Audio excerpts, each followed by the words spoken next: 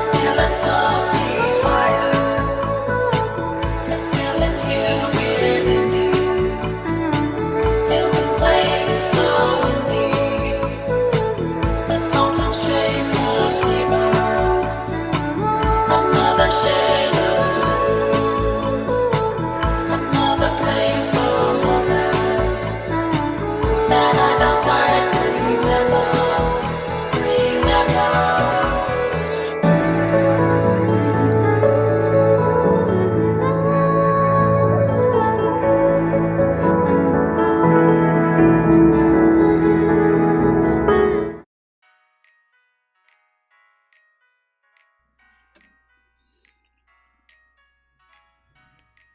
Hello, everyone.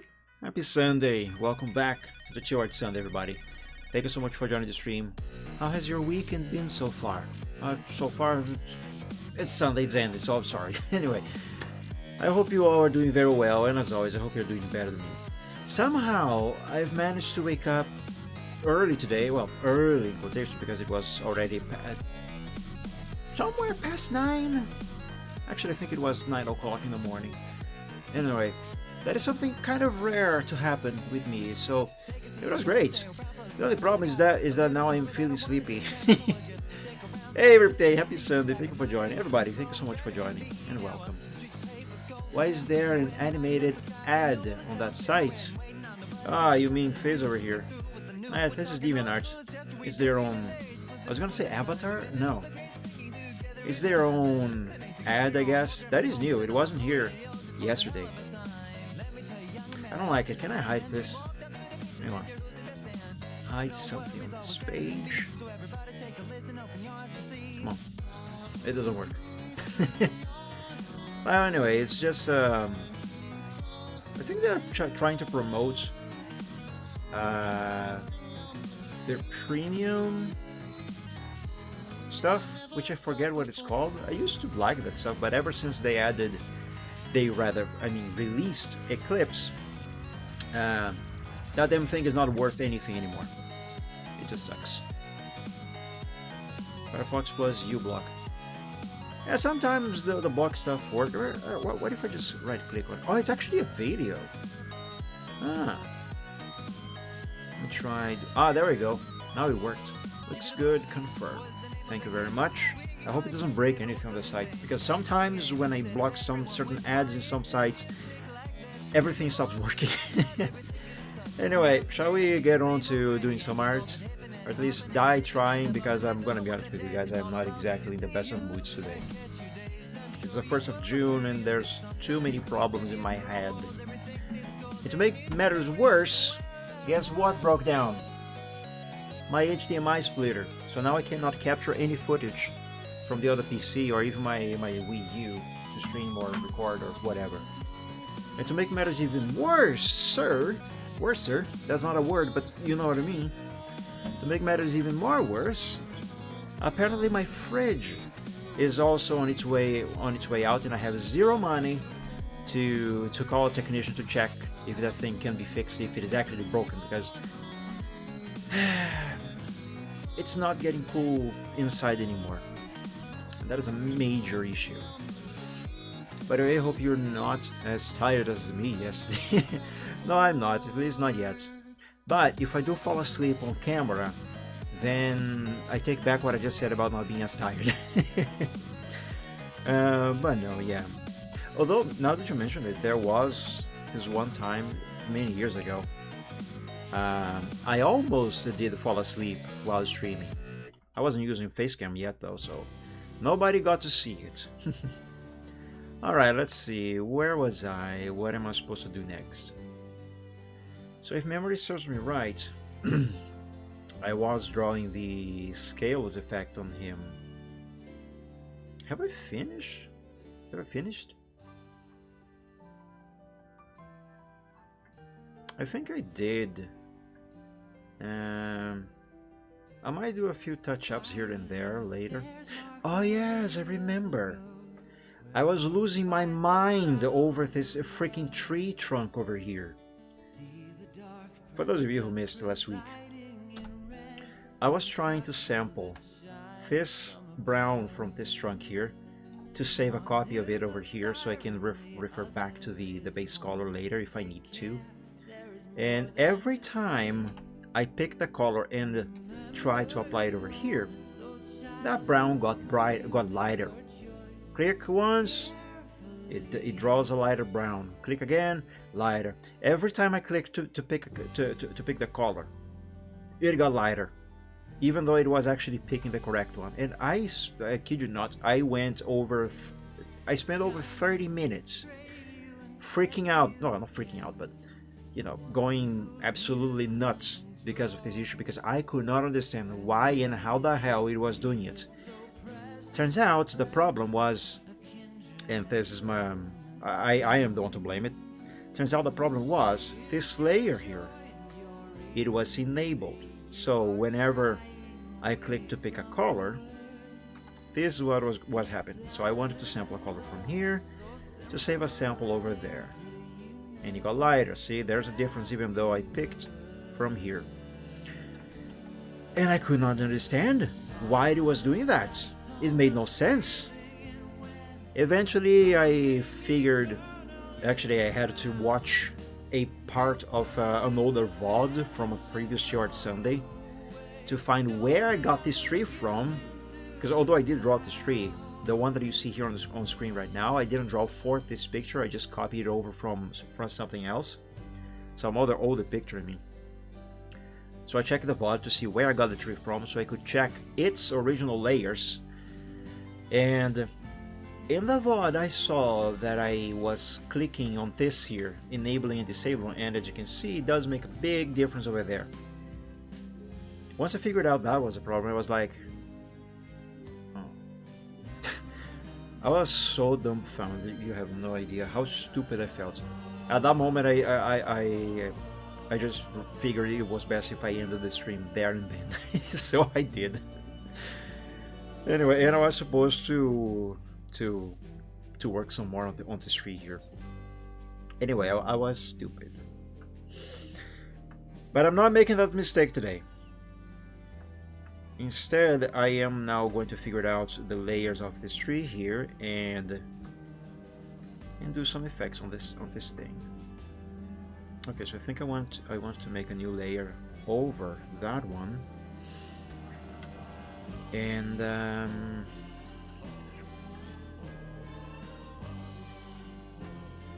on. I actually want to check when the original file this tree is from. Let me open it. Excuse me. There's something there that it's best if I refer to it rather than trying to do it from memory right now. Where did I get that tree from?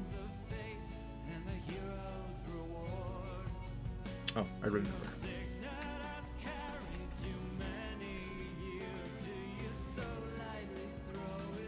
Where is it? Oh, that's the wrong name. It starts with B. Braveheart does a blap.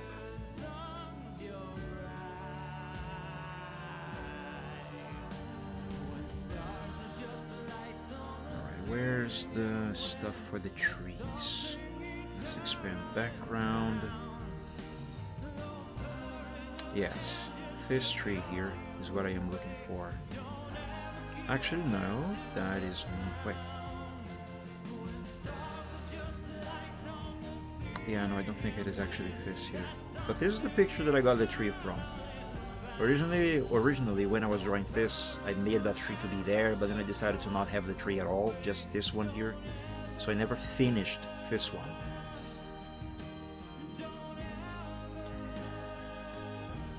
What did I came here for?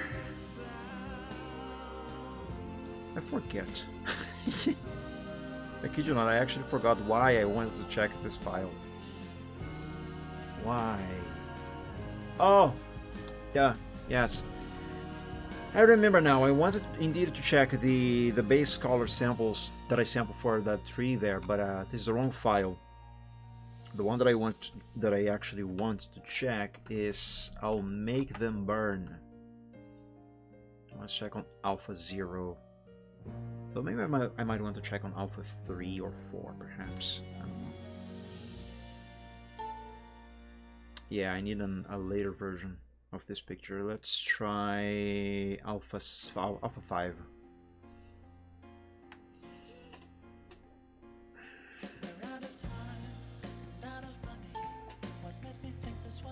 Okay, let's see. It's time to go, no more dreaming. Walk in the rain, under street like pavement gleaming.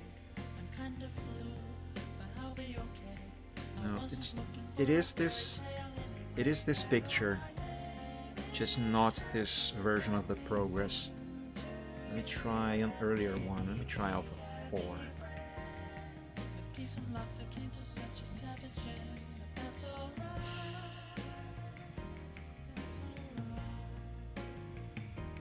It's alright. Hide all of this and this. She was taken with the strongest. I didn't need to hide that one. She's in your head. You wrote her resume. She's gonna find herself another occupation. Take out a loan. No, it's still not this one.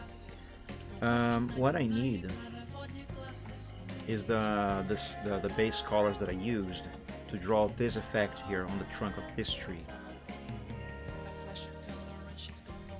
That is what I need. So let me try. I'll try Alpha 2. I mean, I don't really need that, but I prefer to have that rather than try to do it from memory. I know I'm not making much sense.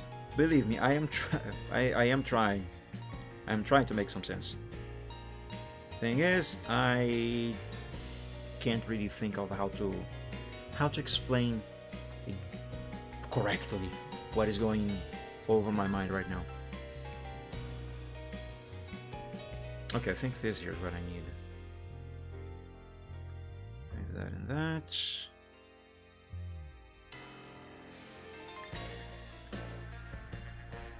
Well, there's that there, but that's not quite the same one that I used there.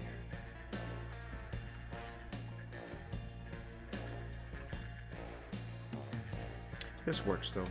I actually can sample from here. So give me this one and this one.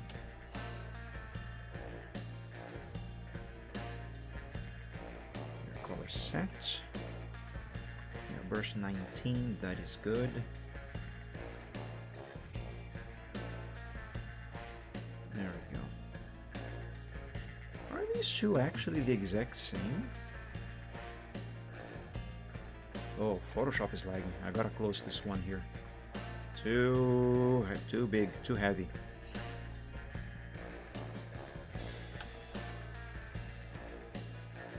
Let's see. 895330. Oh, I sampled the wrong one. 99623. Oh yes, it is actually the same. Huh, I didn't need to sample that at all after all. Huh, I'm just wasting time. Okay.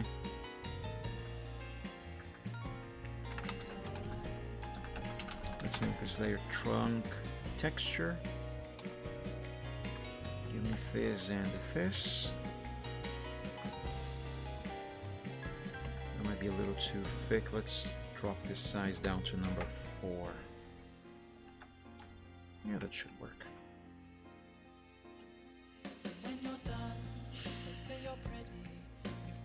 Check something real quick here. It's only words, no real story.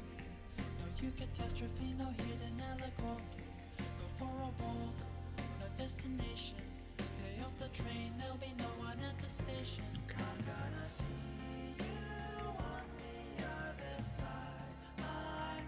Now let's see if I can remember how to make this effect. I have the colors, I just gotta remember how to do it. Where should I begin? With a darker color? Yes, let's begin with a darker one.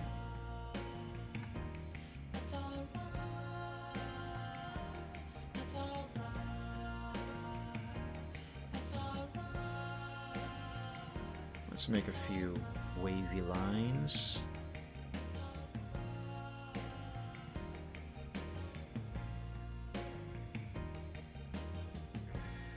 Oops, I accidentally right-clicked with the pen.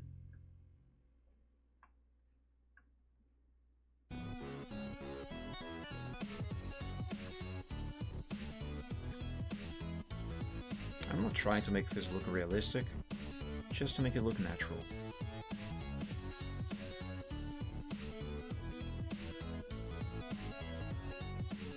Let me hide some of these leaves momentarily.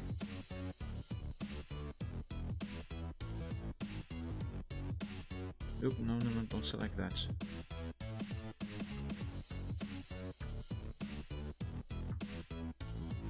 I think that's good enough.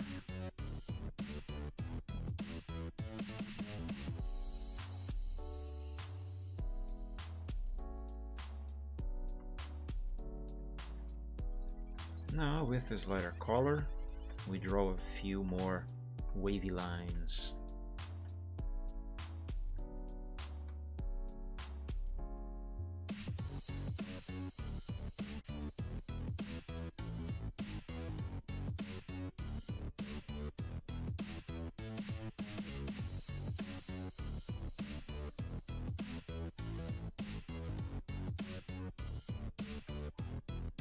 Just a couple more, and it will be good enough.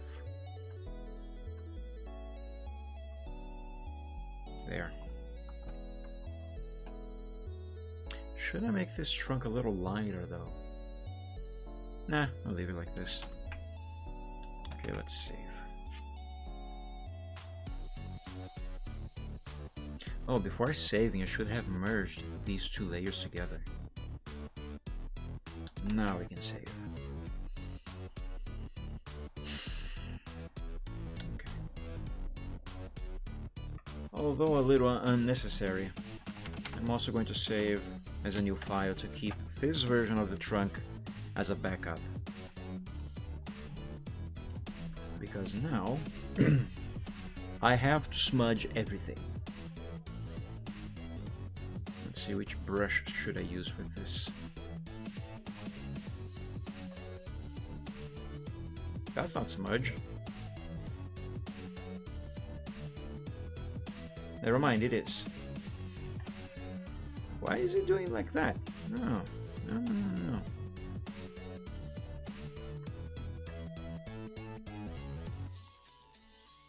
I must be using the wrong brush.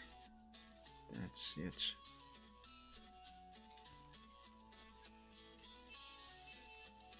If only I could remember the brush that I usually use to make this effect. I haven't drawn a tree in a very long time, so I kind of forgot.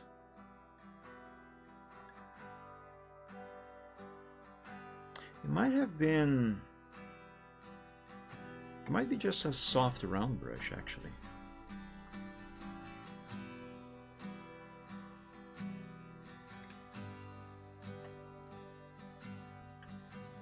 The way this smudge is working feels weird. Am I supposed to have finger painting enabled?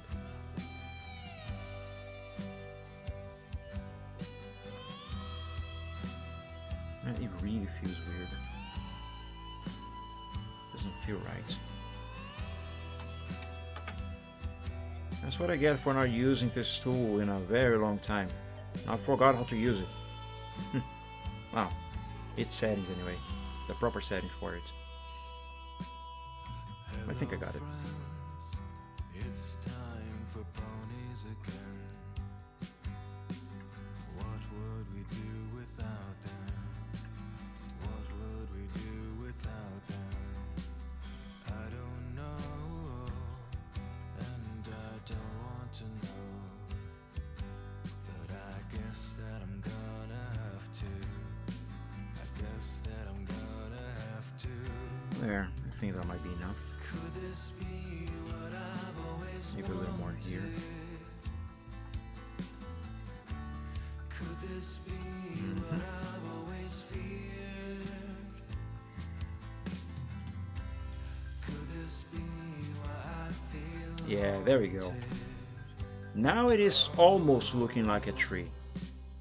But now that I have this layer enabled, I see there's still a little bit more that I can work on here.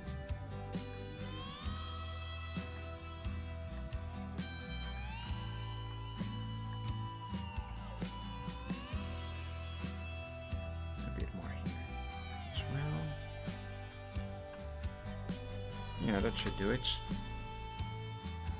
Now, just because I don't know if there's actually anything poking out of the tree, let me use an eraser on the borders.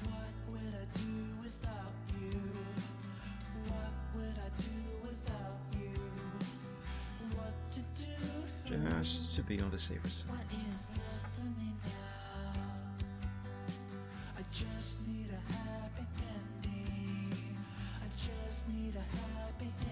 There we go.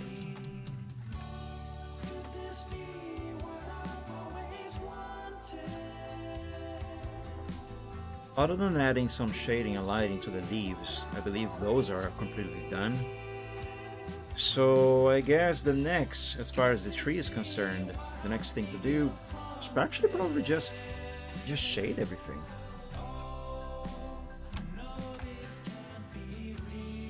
By the way, I do apologize if I seem to be a little... what is the word? What is the opposite of quiet? Unquiet? Restless. Yeah, I apologize if I seem a bit restless.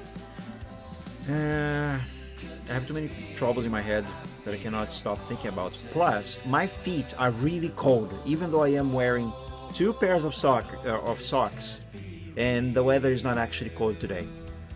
It's quite pleasant, but my feet are really cold. So I'm trying to rub one against the other to try and warm them up, but they won't warm up. Anyway, so that is done. I'm still a little unsure of how exactly I should go about with the words that I want to have stamped on this wall here. Plus how I want this wall to actually look like. I still kind of would like to have this wall... oops. I accidentally pressed the button. Actually, still kind of want to give some texture to this wall. I had a thunderstorm earlier today. Oh, nice! Those are always fun.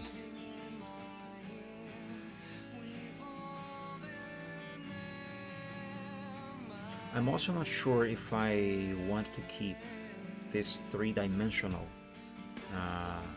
word on here. I might just flatten this whole thing.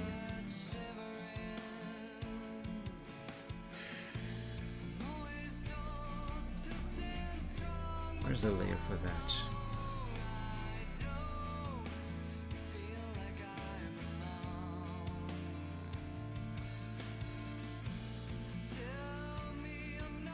Here. Wall base, pathway, dirt bit. Where's the letter? The word. Ah, here. Found it. Let's hide this for the moment. And actually, let me sample the color.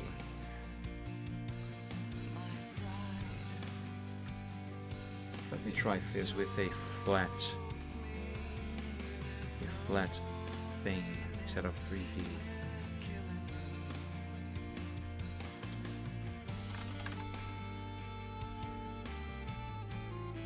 One lightning struck somewhere close by. I think should my room.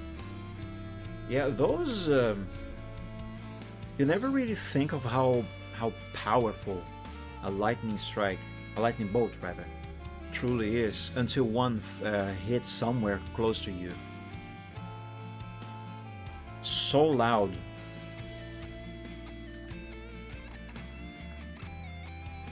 Why is there so much space down there?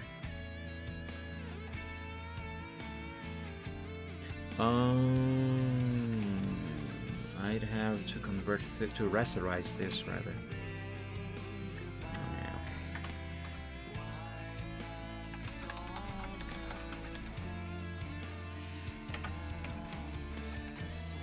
This. Duplicate.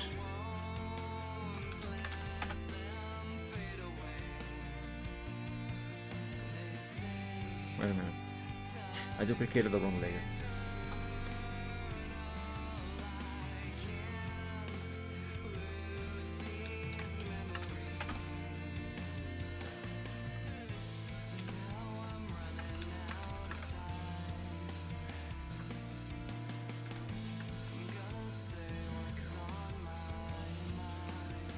Now let's center both of these words. So Control A, Control C, Control V.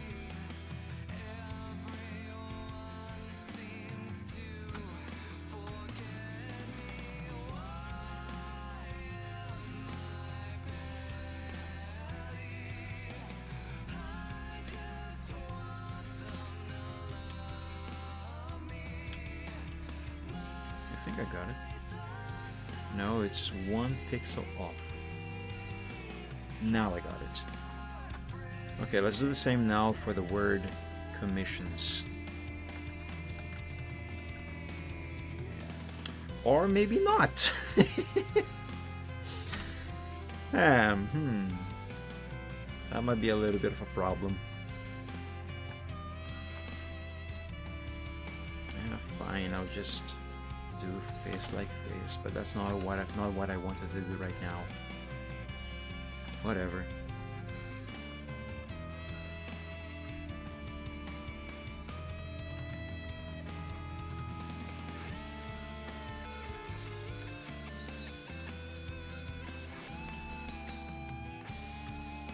Okay, delete this and this. I was not supposed to do that.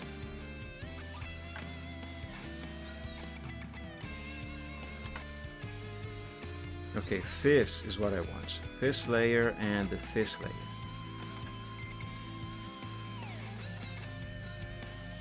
I should hide the text first. Also, let me change the colors of one of these so I can actually see what I am doing. Because I want to modify both of these at the same time, but I need to see them separately. This will do.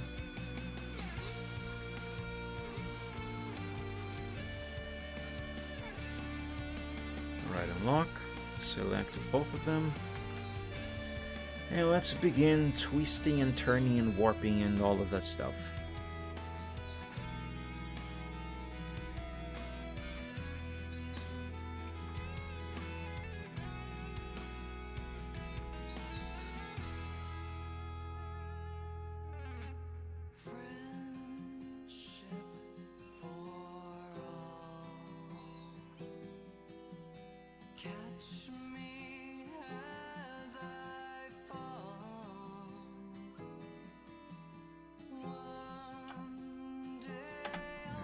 Will do.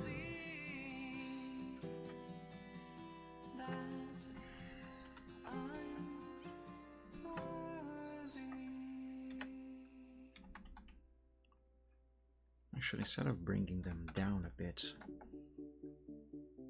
let's compress them.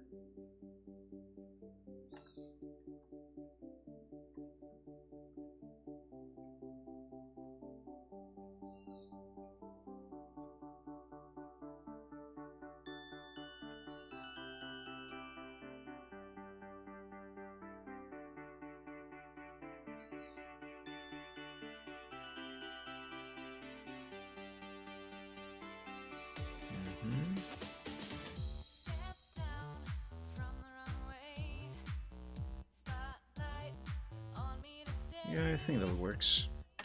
So let's apply this change.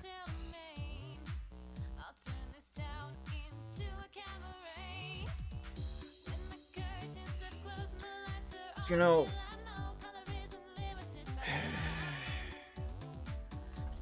perhaps go with a flat word instead of a 3D one as well. It might be a better thing to do.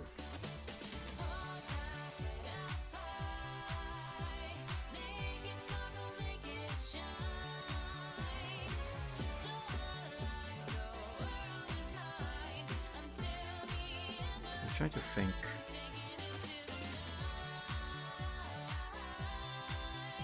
Because because the 3D thing is kind of neat and all. I mean, but it looks so alien to this picture. It's like this style. I don't know how to really describe this, but this doesn't blend in. It doesn't look natural.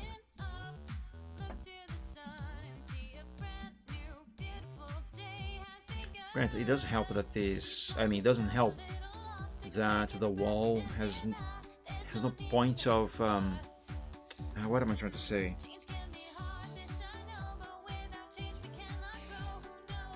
No point of reference for you to understand this scene is being looked at an angle. The only thing that kind of helps with that is the three dimensions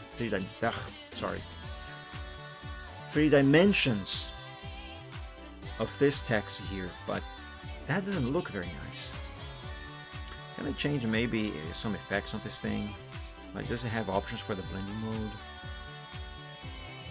I mean, I guess I can apply some. Yes, I can. But this is not what I had in mind. Oh, there's a lot of layers to the 3D thing. It has its own subset of stuff. Infinite Light 1. Oh. Yeah, let's not disable that. What does this button do? Show all materials. I have no idea how to use this stuff. I really don't.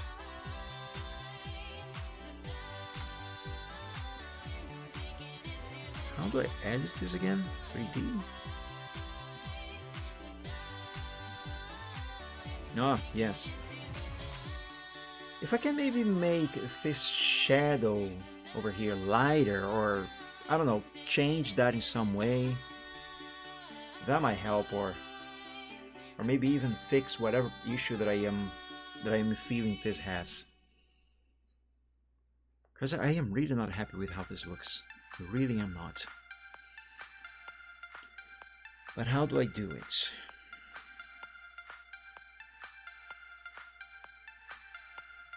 Presets, custom. What was that about the grass? Sketch grass. Oh. Ew. No.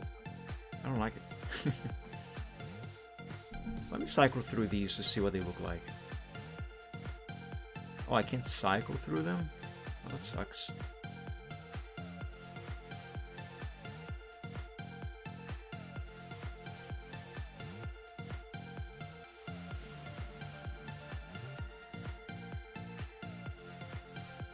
Transparent bounding box outline. Yeah.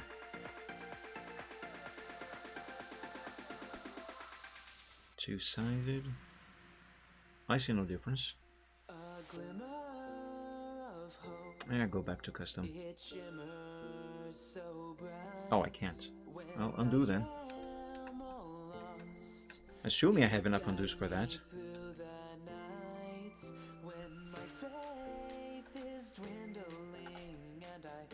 There. I just had it. There. Custom. Surface style solid. Texture bounding box. I have no idea what I'm doing.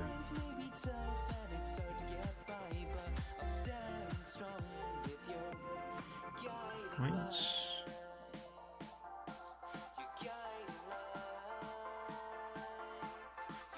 What is this stuff about shading this of this thing? It's gotta have something like that, right? Like, is there no option for me to edit where the light source is so I can change how these shadows are being cast? Split extrusion.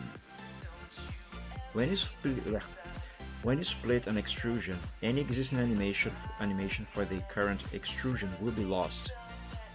You can animate in Photoshop.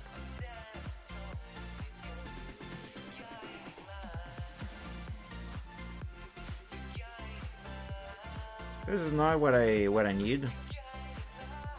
It's kind of fun though. Kind of fun, but not at all what I need. And do that.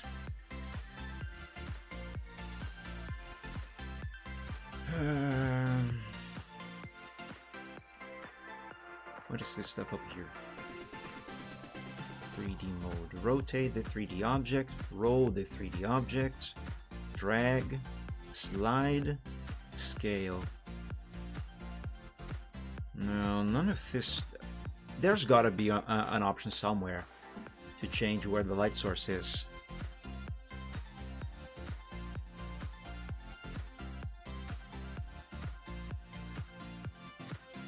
Cast shadows. Cast shadows. No, invisible. Cough. Oh, you can change letter by letter. That doesn't help me. Coordinates. What is this? Materials. This maybe might help. Let's see, shine 20%. 20%. Yeah, no. Oh.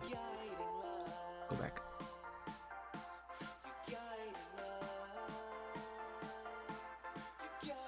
Interesting.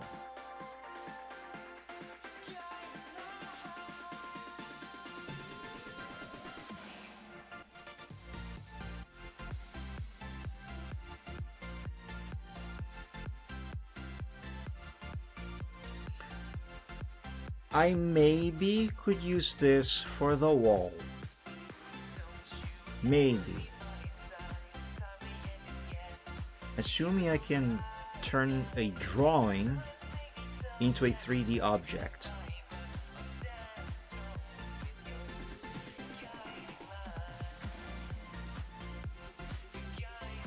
Alright, none of these help me, but they did give me an idea.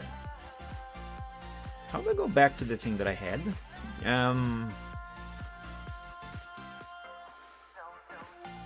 I don't know.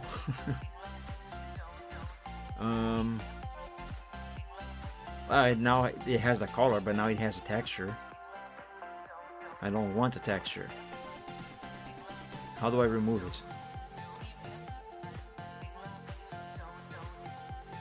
Because by this point I have already run out of undos to go back to how it was. You know what? Environment. Let me see. What is this little button? What is happening? It's like scanning. Beep, boop, pop. What is it doing?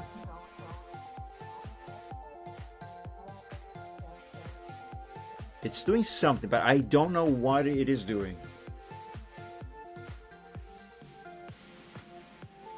And I don't think I can stop it.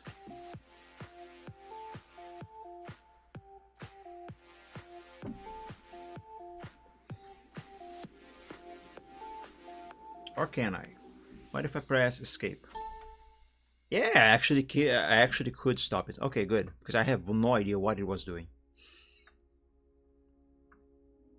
Oh, maybe I can remove the texture if I mess around with this stuff here.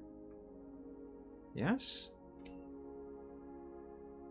Well, not that.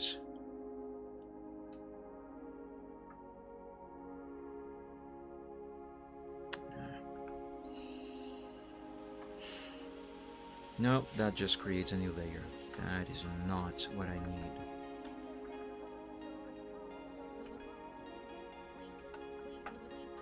How do I add the text? I had to figure out how to do it. I can't remember now though. How do I edit the 3D text?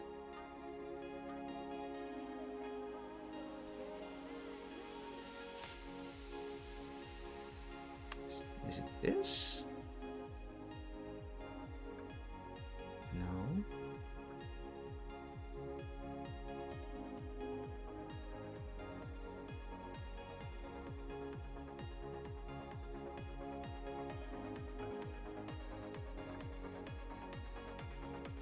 Oh, I can also... I can change these individually. Interesting. Okay.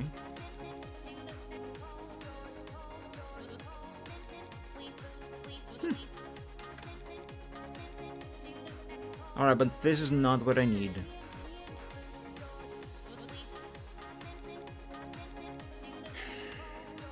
I give up. I broke it, so screw everything. I'm just gonna reopen the file. And this is why I always work with multiple PSD files. Just in case I break something or I run out of undos and I need to fix a mistake or something, I can always go back to a previous version where the problem is not there. So the loss of progress is not as great. Yep, shut up, phone. Be quiet.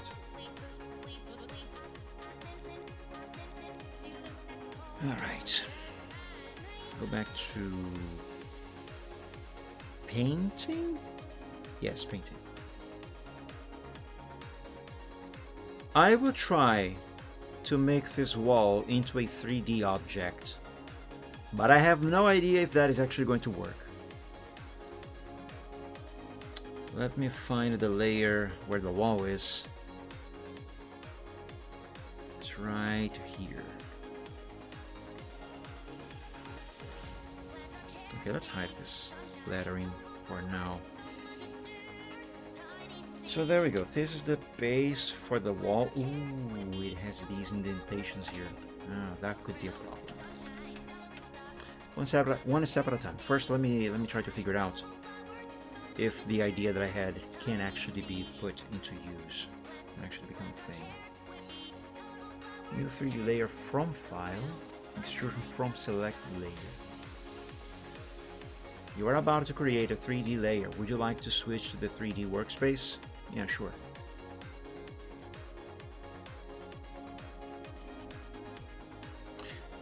Huh. It almost kind of looks like he took a couple bites off the wall. Nom, nom. Okay, so yeah, I actually can turn the wall into a 3D thing. How do I add that texture that I saw? How do I do it? History, brush presets, clone source. No, I don't think it's any of these. Tiramisu wall, yeah. Could also be a chocolate bar. I could use this someday in the future to actually make that happen, like a giant bar of chocolates, and just draw like a big chunk of it missing, as if the dragon head took a bite of it. Man, I don't remember how to make the texture thing. Where was that option? Oh, there it is. Found it. Okay. I see. I see. So if I actually am going to use a three-dimensional wall, like an actual 3D object, I'm gonna have to draw a new one, because the one that I am using now, the texture doesn't match the perspective. Unless I can change this stuff here. No. Oh, that's very bumpy. That's not bumpy at all. Yeah, no, this stuff here is not going to do me any favors.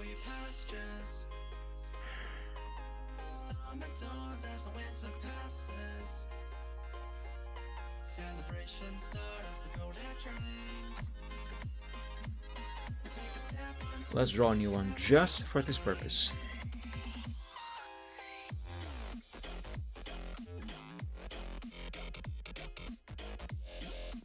And then, where's the wall stuff? Here. 3D wall base.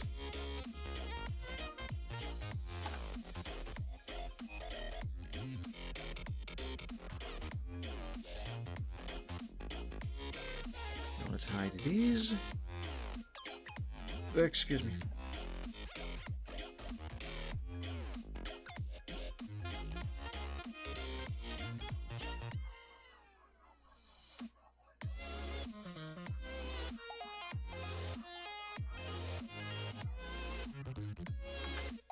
All right. Now this rectangle here will be turned into a 3D wall thingy,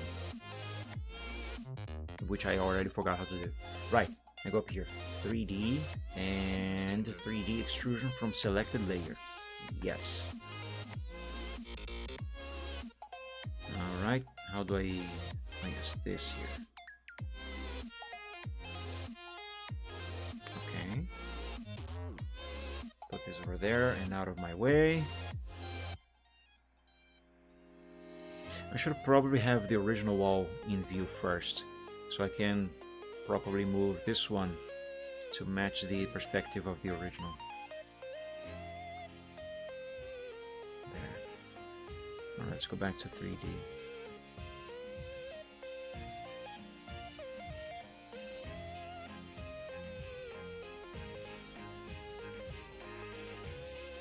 I have no idea what I'm doing.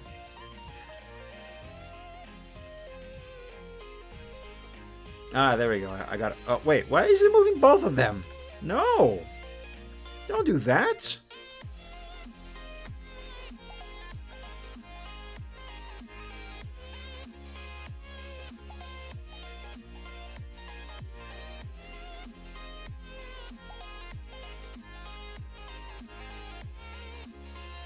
How do I resize this? Transforming a 3D layer requires converting it to a smart object layer. This is just going to rasterize this. No.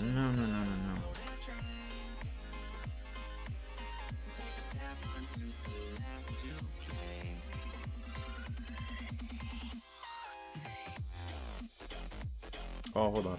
I think I am onto something. Ah! That's how you resize it. Okay. It would help if I could have a little transparency on this so I can see the original one. Ah, there we go. Okay. How do I tilt it?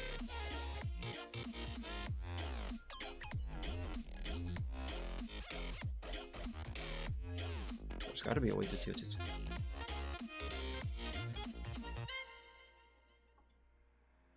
Oh, what did I do? Whatever I just did, I undo. I moved the background. That is not supposed to happen.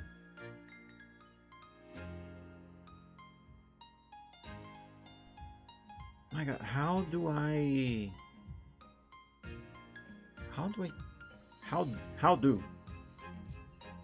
I'm just gonna say that. How do so I can do the thing.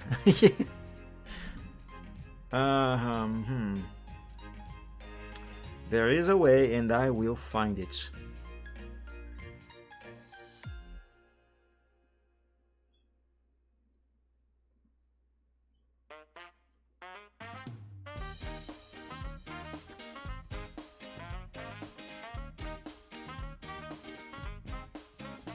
Oh, I discovered how to turn it into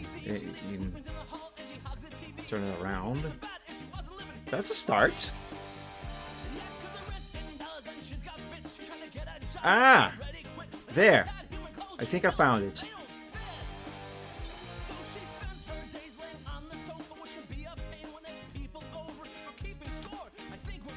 Okay, how do I move the whole thing now?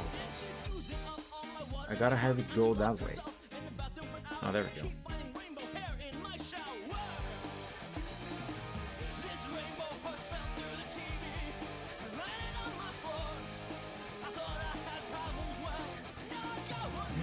That's almost all I need to do.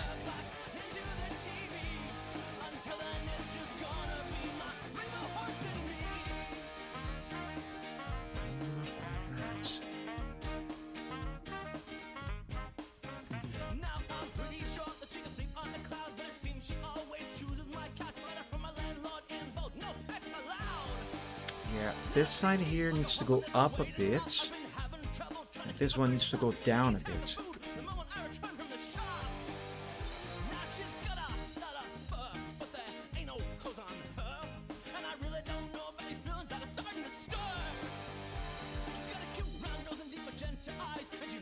Okay, I think this here should work.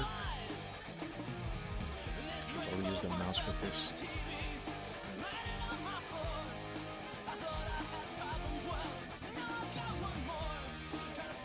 Feels like it is snagging on something. It absolutely is trying to snap to something.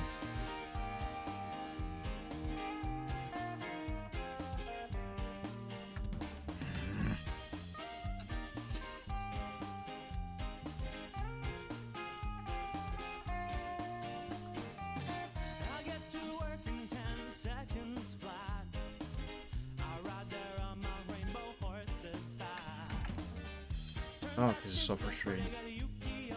Oh, now I can see what I'm doing on the other side.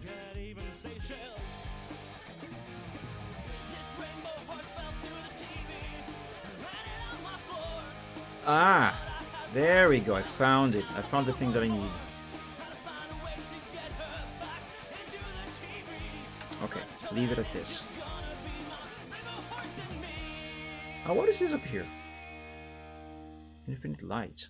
Oh, that's what I was looking for earlier. The light source. The position of the light source. Ah! Well, that's fun. Okay, so I remember I wanted the light source to be like here, right? Up here, shining directly on him. So let's put it around here. I don't know if I can change the distance though. Shouldn't really matter, should it? There.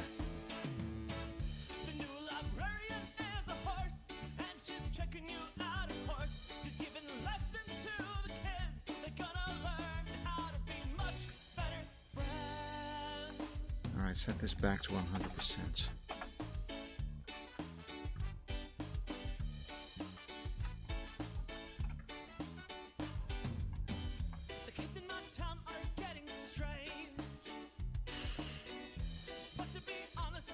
It really doesn't look natural.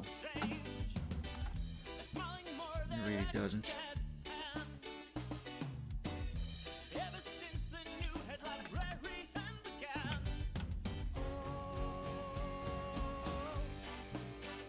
Now, question is, can I erase just this part over here of the 3D object? Could not edit the texture directly. Please open the textures and choose an editable target layer to proceed. I thought it would be this. What if I just click continue? It doesn't let me do anything. Oh! Okay, no. That is not what I need. Close it.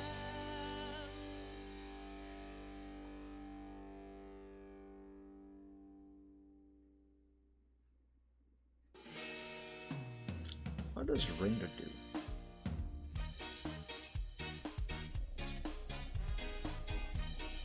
It is doing the scanning thing again. Oh, I cancel this.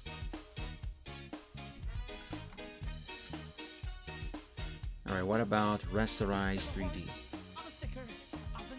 Okay, I think now erasing this will work. Yes, now it does. Because now it is an image. It's not a 3D object anymore.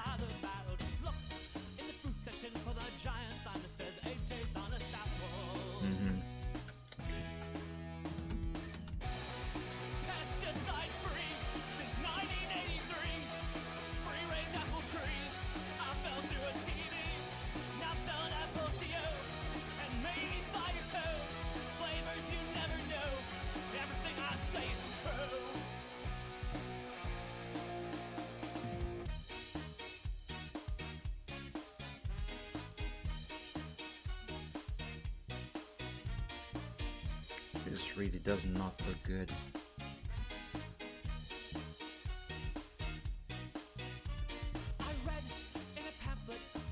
Frankly, I'm really not in the mood. I need to be in the zone to do art. Otherwise, it just doesn't flow. I can't describe the sensation, what it feels like. This looks crap. I hate it. Screw this idea. Screw it. It sucks.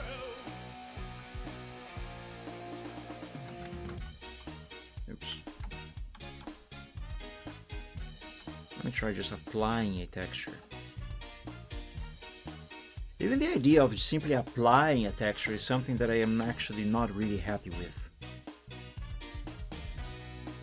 Also, remember when I said that my feet are super cold because the weather got colder? Well, today is warmer. My feet are cold, but I am sweating under this shirt for some reason.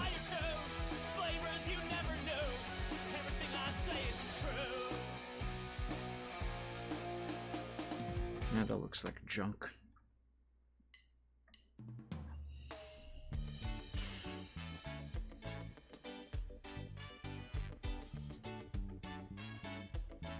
Wait, where is the text that I wrote with just a flat layer?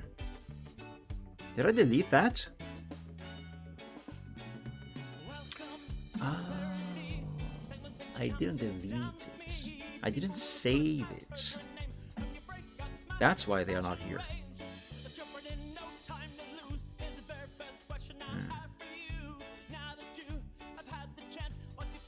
Well, now that I have figured out how to change the position of the light source, maybe I can make the 3D text work. Maybe. Let me try that. Excuse me. How do I do it? Ah, there we go.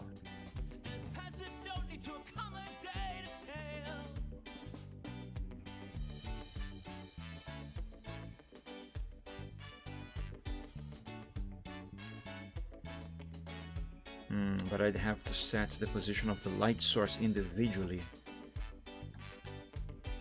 for both layers. Unless I can select both of them at the same time? Can I do it? No. Can only do either one or the other. One at a time.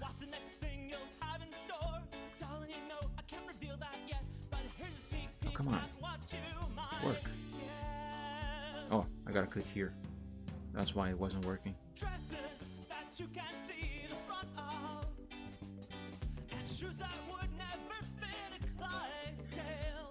Okay, so with this I can change the position of the light source, but it still doesn't solve the issue of this darkness here. That is just way too dark. Way too dark. There's gotta be a way I can change that.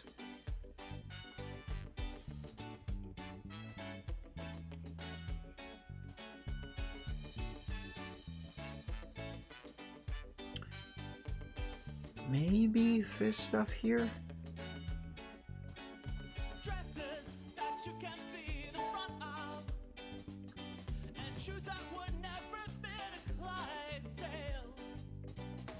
No.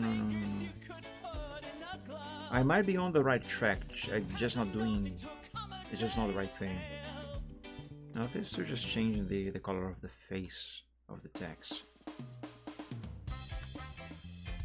No, I want the shading. Coordinates cap, deform, mesh.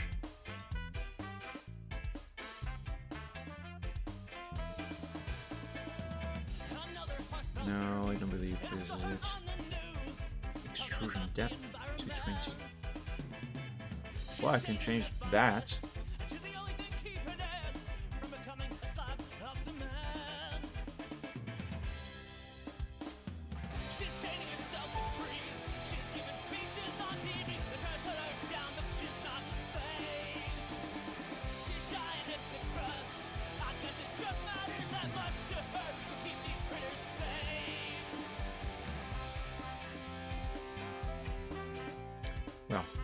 what I'm trying to do apparently cannot be done through here. Not that menu anyway.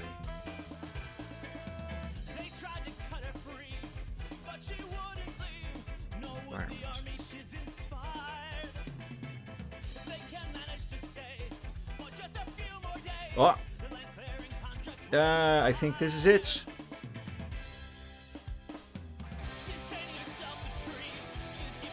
Okay, with this I can change the color of the shading.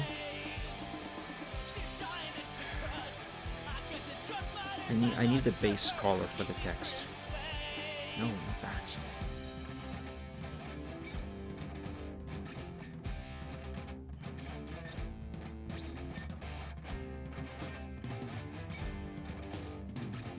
Whatever.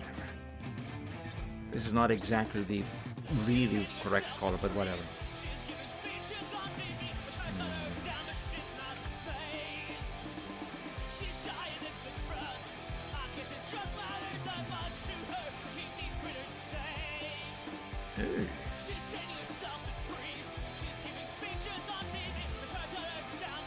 Okay, so this doesn't change just the color of the shade, it actually changes the color of the face of the object as well. No, that is not what I need. Maybe this is what I need. I see no difference.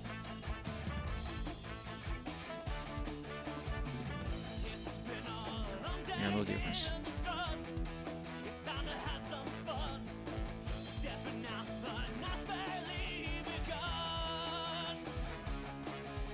Difference.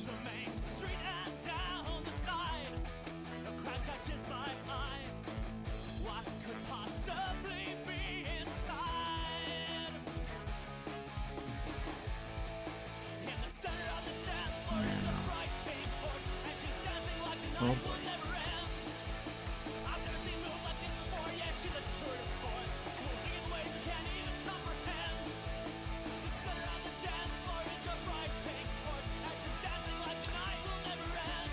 Can I keep this 3D object like this, but recolor it by locking the layer?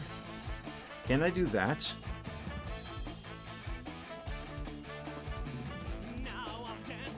I don't think I can. One or more materials in this 3D layer are missing a diffuse texture. New diffuse textures will be created for those materials to enable editing. Okay. Okay.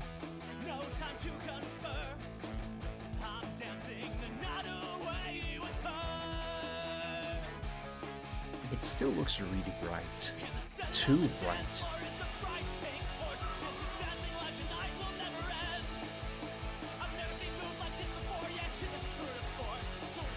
But I can recolor it. Now question is, after recoloring, can I still edit this as a 3D thing? Oh, that's the light source. How do I cancel this? I don't want to change that. Okay, I can still work the 3D object like this. You know, I am really not feeling it. I'm really not feeling it today.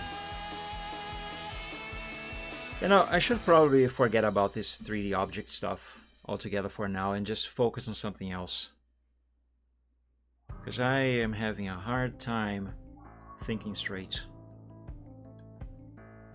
And this is something that is going to require thinking.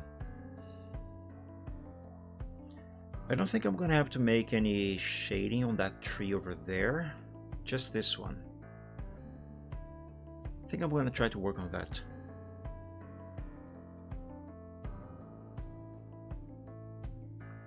Your background tree.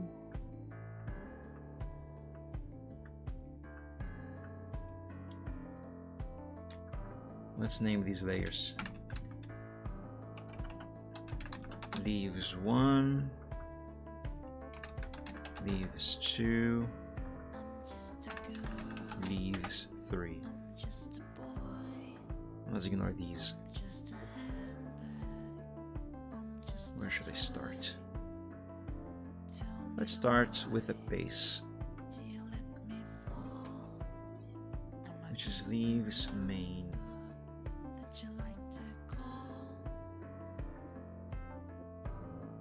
Alright, midtones, that is correct.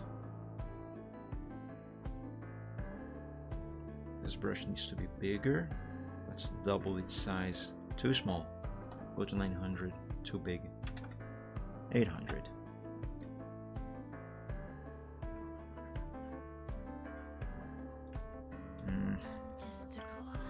Let's do this with an airbrush.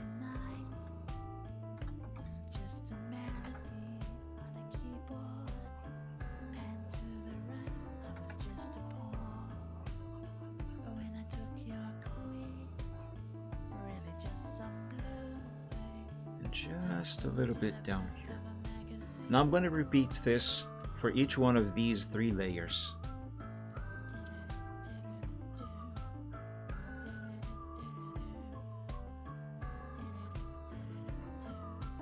And again for this one. Why is it like that? That is weird. Also, what's in this layer here? Absolutely nothing. Why does it exist?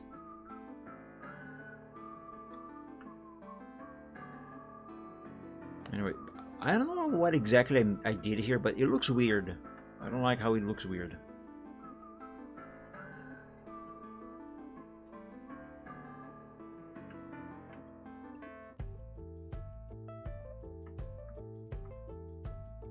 And last but not least, this one.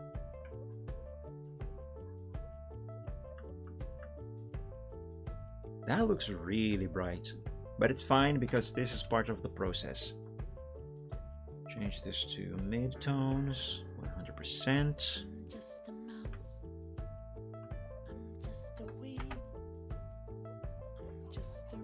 And now, using this tool, I darken up everything on all 3 layers.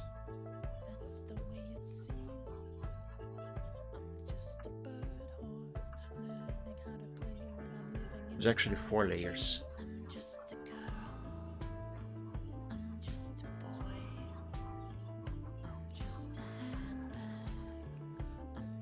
Now leaves 1.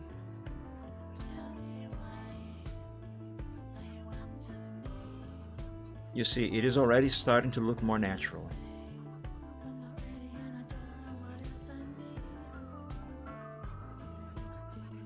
Okay, now we go back to the dodge tool, but drop the exposure to 50%, and now I lighten up everything again, but only by half.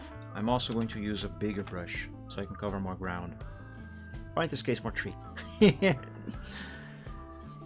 Okay.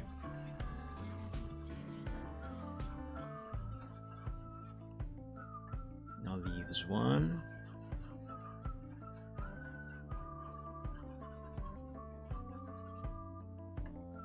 Leaves 2. And leaves 3. I might want to use less exposure on leaves 3 actually, now that I think of it, because that looks way too bright. It still looks too bright. Drop it to 10%.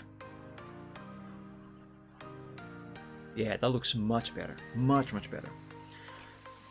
Let's go back to the burn tool. And let's change brushes. Let's give some kind of texture to those leaves. Not really, just make them look like they have some kind of texture on them. Where's the brush that I'm looking for? There. This one. For the size of the brush,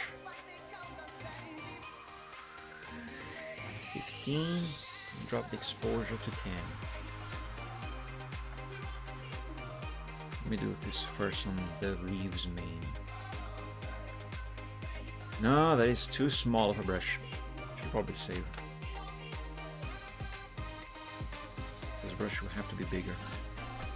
It cannot be too big, however, because otherwise the effect not only is going to not work as well, but we're also going to be seeing what the brush actually looks like. And that is going to break the immersion. Wow, this is laggy. Also, I don't need to do this all over the place like that. No. Just in some areas. At least for the shading.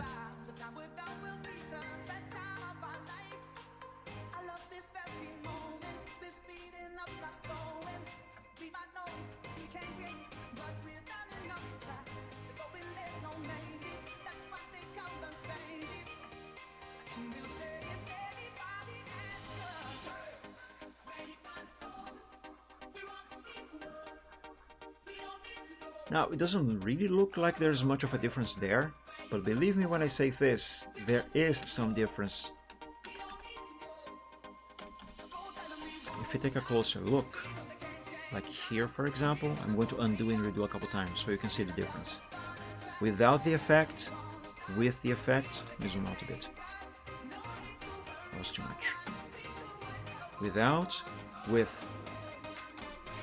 The effect is there. But I am not done. Not yet.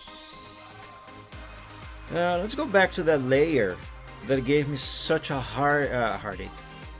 headache last Sunday. Let me take a look at this thing. Okay, so yes, it does cover everything, which is expected. Okay.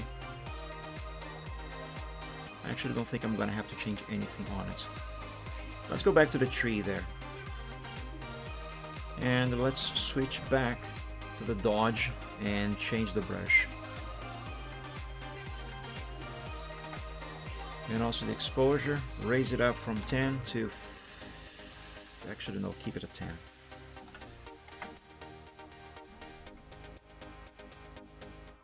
Because now I want to add some lighting.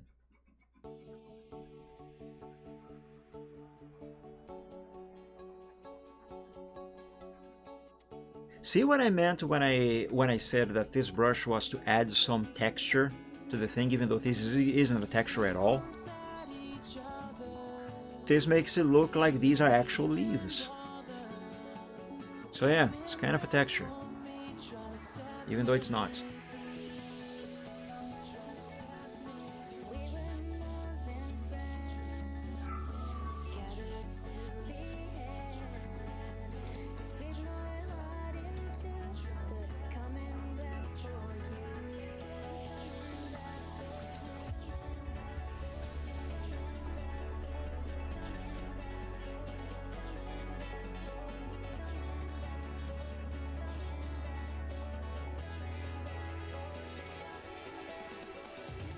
And the last layer.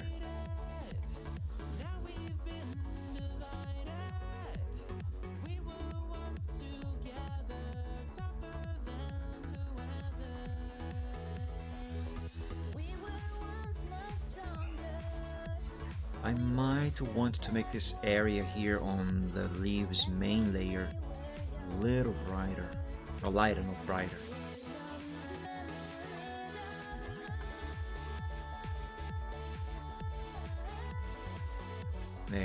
There.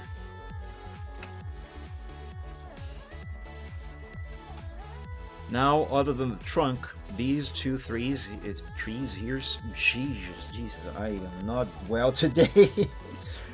These trees, not threes. Oh, Jesus Christ. These two things, they look similar. There, I said it, finally. Hey, Pianez, happy Sunday. Haven't seen you in a while. Welcome. Thank you for joining.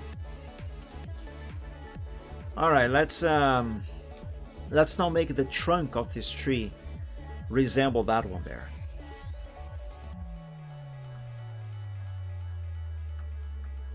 Okay, let's begin by giving this some shading, or lighting rather. And too small, this will do. those tree things. Yeah. A little more zoom here is gonna help.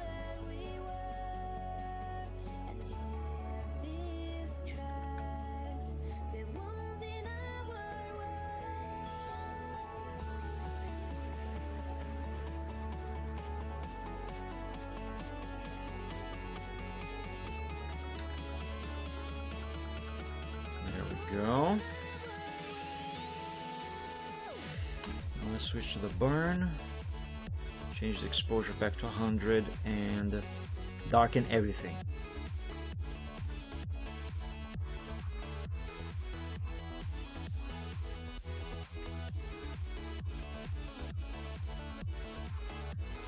That is really dark.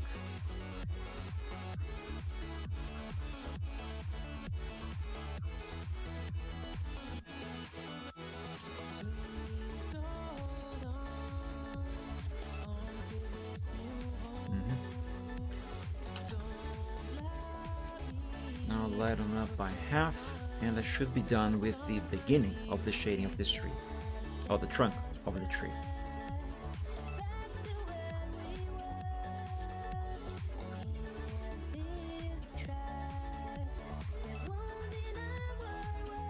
There we go. And just like that, that trunk is starting to look like that one. Starting to look more natural, like it actually belongs in this scene. Like it actually exists. And it's not just a cardboard cutout of a tree. I'm just trying to remember what is the next step. Oh, yeah, I suppose I should shade the pseudo texture that I gave it.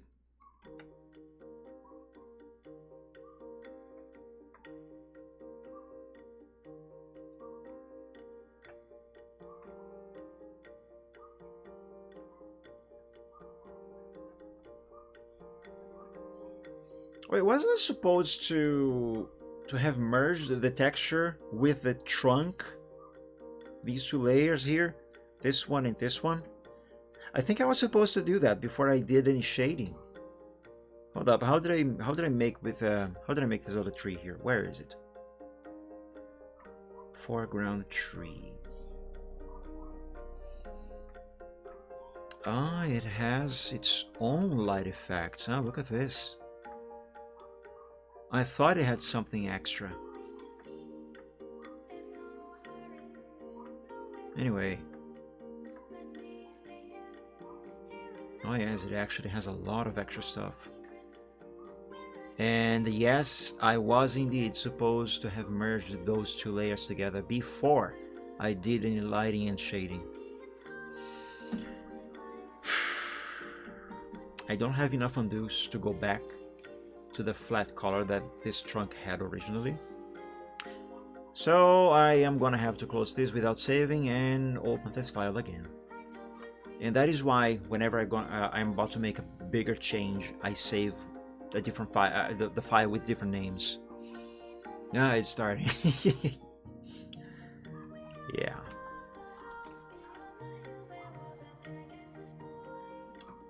Hang on, shut up. On this here, I have already done all the shading on the leaves, right? Yes, okay, good. Have I applied the texture effect thing though? No. This is from before I did that, so I'm gonna have to do that again. It's okay. Not really. Whatever. Where's the leaf? There.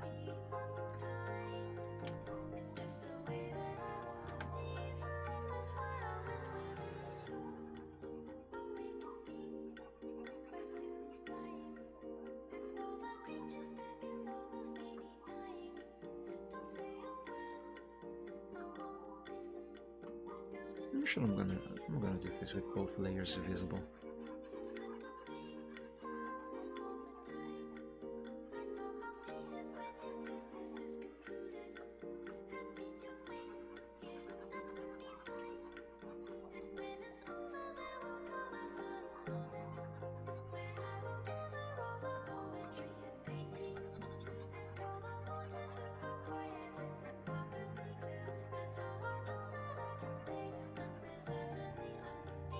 Now for the lighting.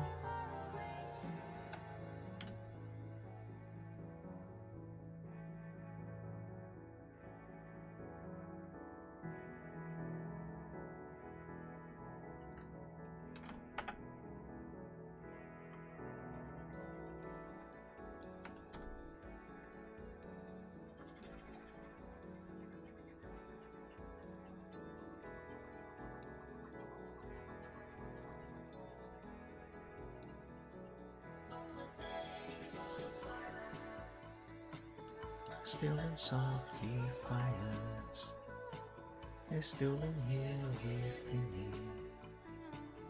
Isn't playing so windy. The songs in shape of seabirds, another shade of blue, another playful moment that I don't quite remember. I love this song.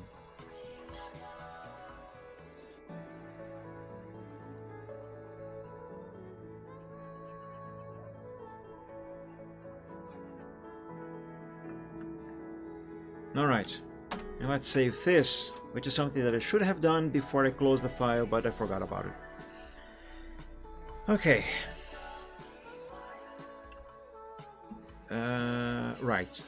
Merge trunk texture with trunk. So merge down. Now I can do the shading.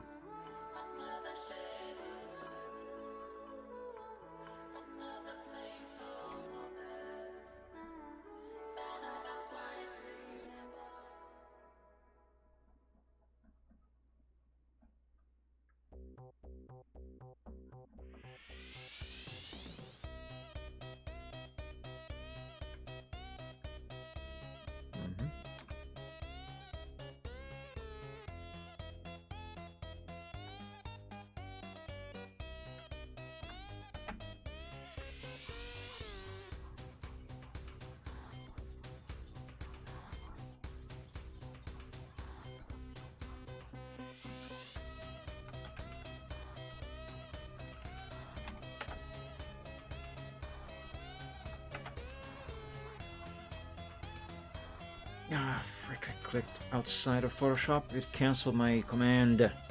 No, go back.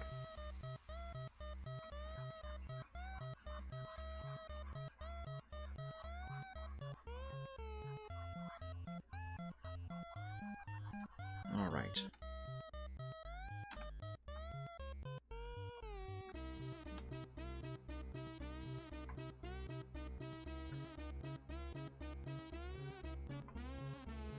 Actually, do give me a bigger brush.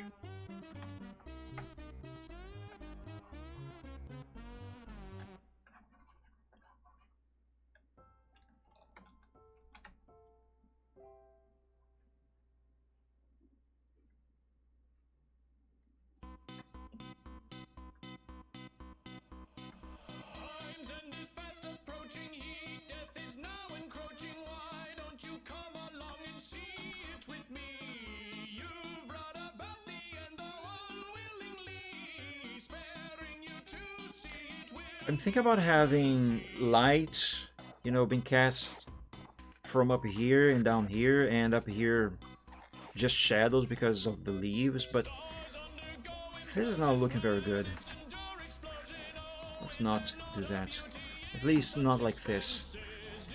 I'm gonna try the leaf trick thingy.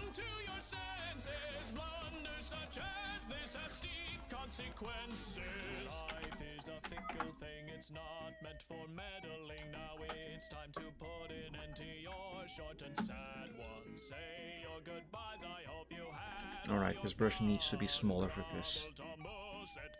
Drop it to 15, which is basically the standard for this effect. Kinda.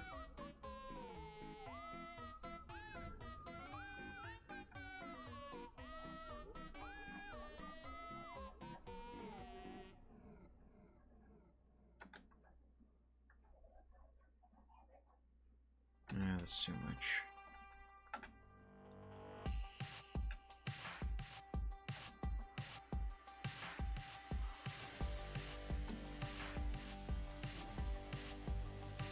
And maybe this brush is also too small. Let me do this again, but with a bigger one. Let's go to 25.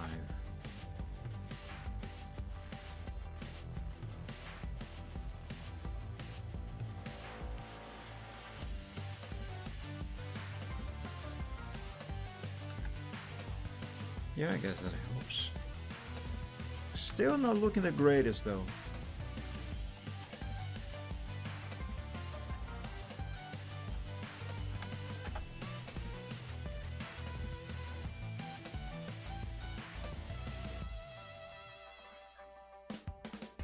It could be because the other tree has some extra lighting layers on top of this stuff, and this one does not have those. Let's see, what exactly is on that tree? Also should save this with a different file name, just in case I need to go back. So do alpha 4.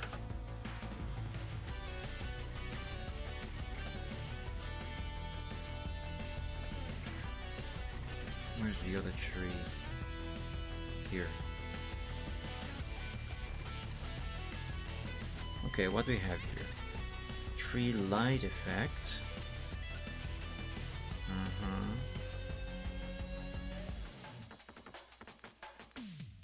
Copy layer style. Clear layer style.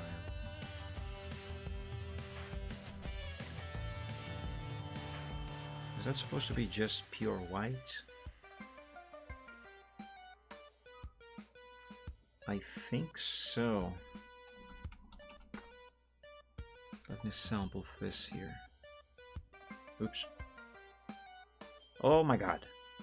There. It is white with a teeny tiny hue of blue. Okay, restore this.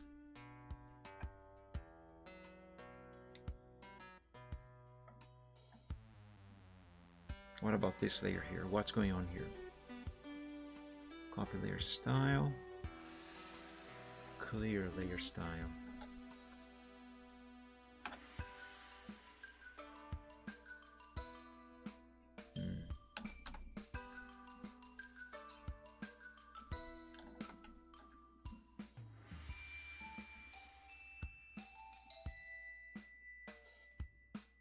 Leaves cast light. Let me try to replicate this on the other tree.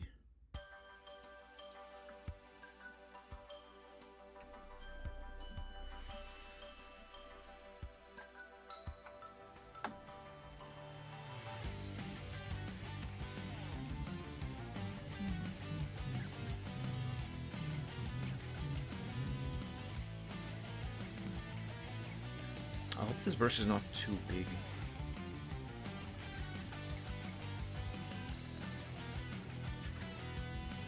Paste layer style.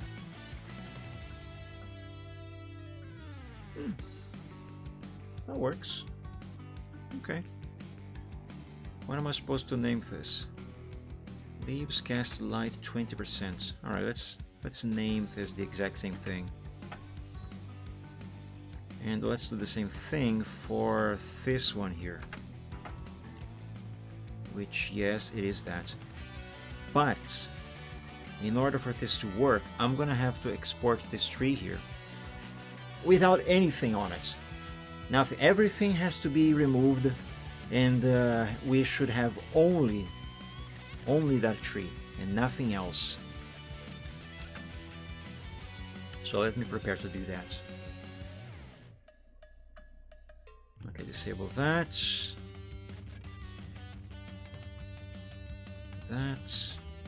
These. Right, this as well, and everything else. Oh, except that one.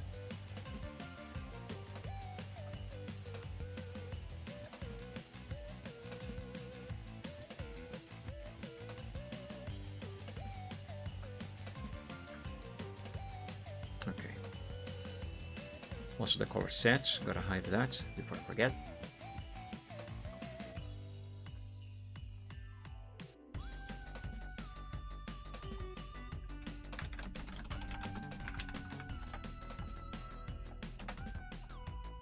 Now, just so I won't have to go through all the trouble of re-enabling every single one of the layers that I hid, and also run the risk of forgetting something, I'm just gonna close this and open it again.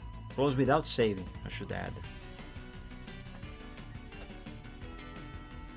Much easier this way. Okay.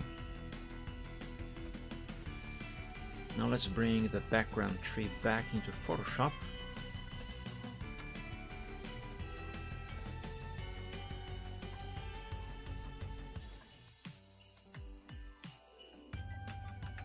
And copy the whole thing over to here.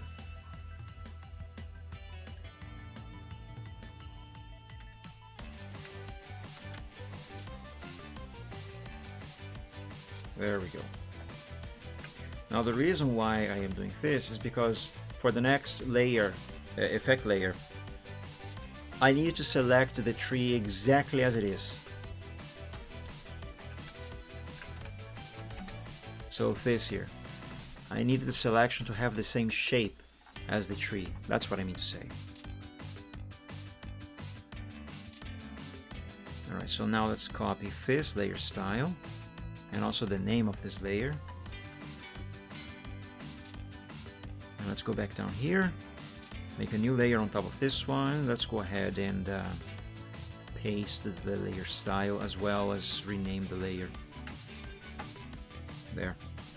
Now let's make this layer happen.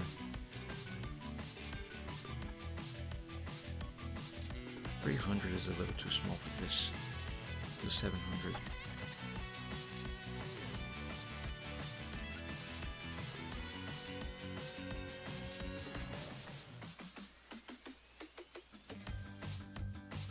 Oh wait, not on the trunk. Not on the trunk. Not like this.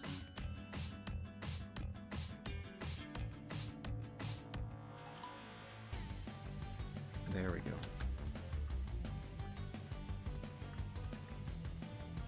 Yeah, it looks a bit more natural. However, this effect I have just applied, it looks a bit funky on the center here. I don't know how to explain. It just doesn't look quite right. Let me see if I can solve this. No, that makes it worse. Better leave it like that.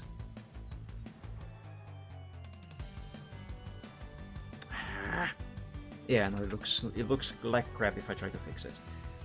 That is fine. Besides that, it actually makes some more sense that it is lighter there. Because, you know, the light source and stuff. Alright, I still believe there's stuff left here. Let me save.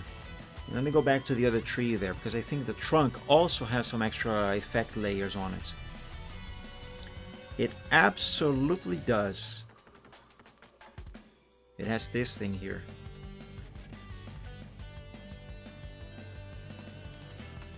Okay, what is this layer like in reality? So copy and clear. So that is what it looks like. You know, that yellow there could be the same yellow I sampled from the leaves over here. So I'm not going to use it. I mean, the one that I just sampled there from the trunk. I'm going to use the one that I had sampled before.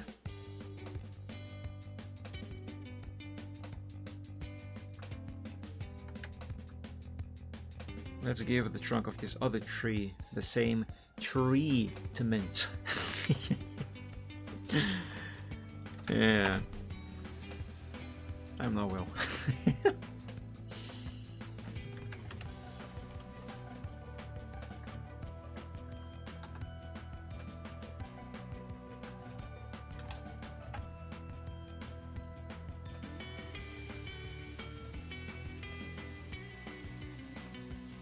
Just a little bit of this.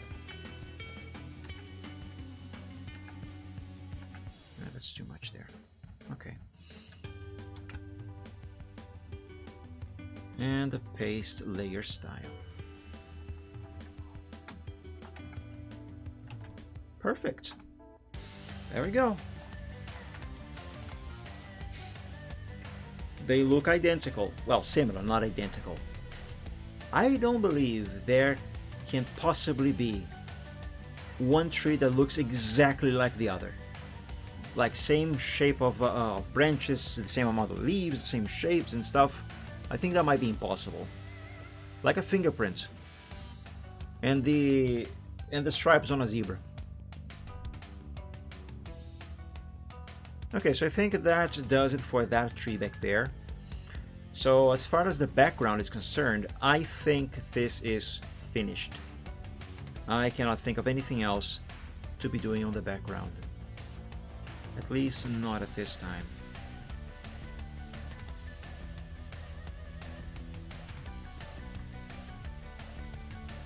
Okay, so I think the next thing should then be, if not work some more on these words, then shade Braveheart.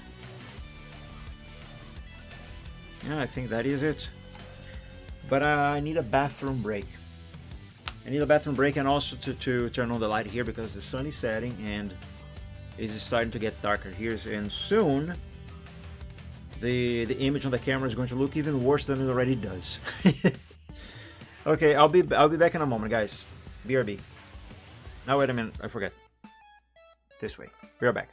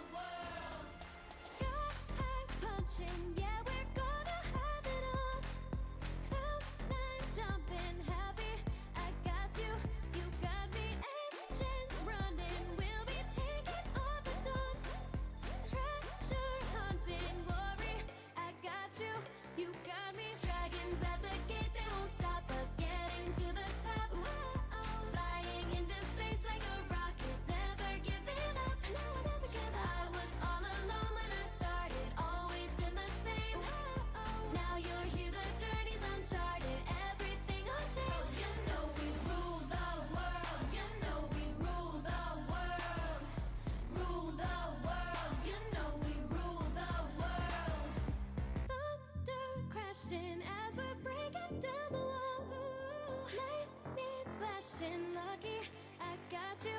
You got me rainbow crossing as we're heading for the sun. Ain't no stopping, ready. I got you. You got me. Dragons at the gate, they won't stop us getting to the top. Flying into space like a rocket, never giving up. I was all alone when I started, always been the same. Now you're here, the journey's uncharted, everything will change. You know we rule the world. You know we rule the world. Yeah, yeah. Rule the world. You know we rule the world. Rule the world. You know we rule the world. Yeah, yeah. Rule the world. You know we rule the world. Stars up high will guide us home. You and I, it's time to take the throne. Dragons at the gate, they won't stop us getting to the top. Flying into space like a rocket, never giving up. No, never give up. I was all alone when I started, always been the same. Now you're here, the journey's uncharted, everything will change. You know we rule the world. You know we rule the world. Hey, hey. Rule the world. You know we rule the world. Rule the world. You know we rule the world. Rule the world. You know we rule the world. Rule the world. You know we rule the world.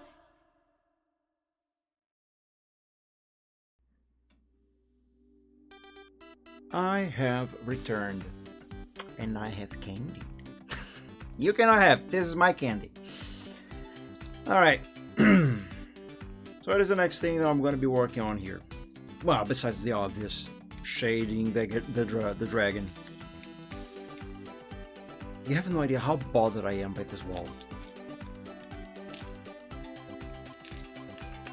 I gotta do something about this thing. But what?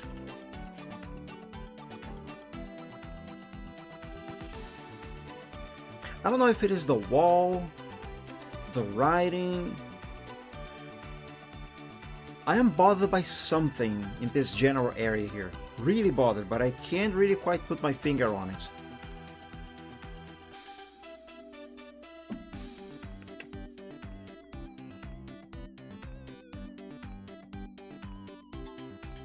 One thing that would help this is where's that layer? I don't think I have erased that yet.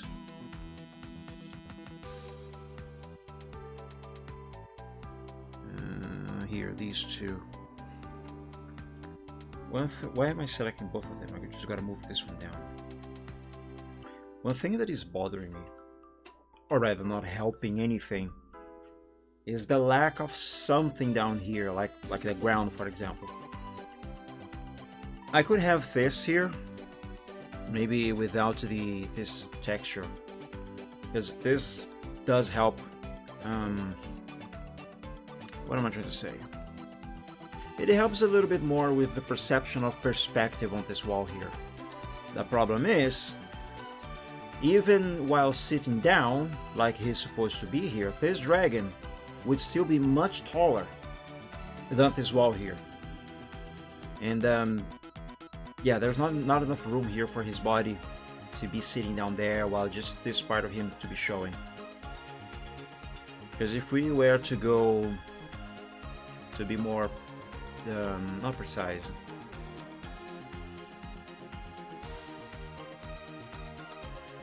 have everything the correct size they should be. As I said, this dragon would be sitting much taller than this. He would be like up here, more or less, as far as the height goes. It really does look like he took a couple bites out of that wall, doesn't it? It does look like it. Anyway, so there's this issue here that I didn't think of when I drew the sketch for this. Would it help if I just move the ground down a bit more? Not really. I don't think that it would. I don't. Yeah, I don't think this would be enough height still.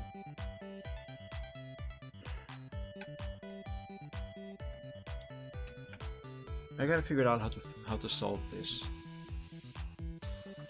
because this would make more sense as far as the dragon's height is concerned. His height versus the height of the wall. But it doesn't look good. What if I put some plants here in front of everything? Let me experiment with that. Since I am just going to experiment with, I'm not going to draw any plants. I am just going to import some plants from a previous picture.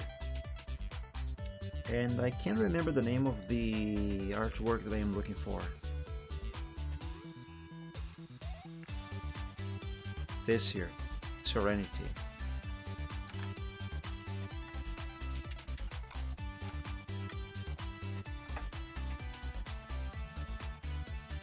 I want these plants. They are not gonna fit in the picture, I know. But for the sake of experimenting, they would do just fine. Yes, it is Alpha 4.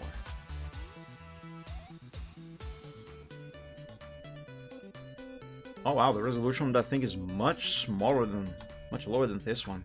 Huh. Okay. No problem.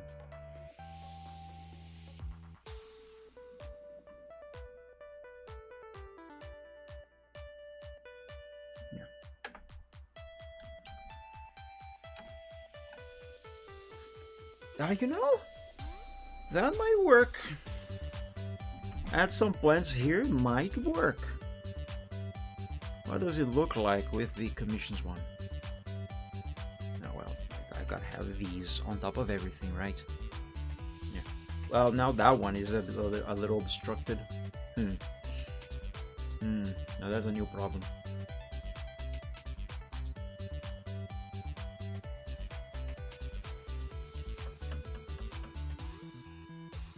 That is very obstructed.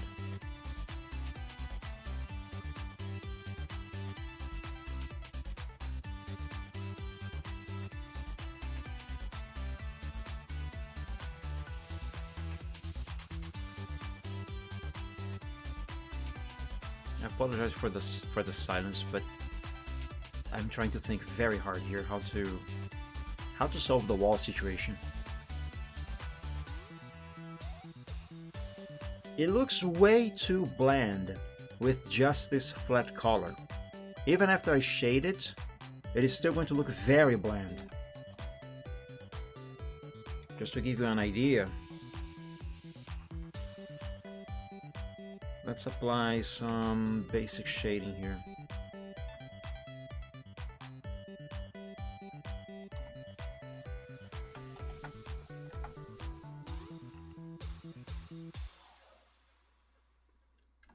This brush will have to be much bigger than this.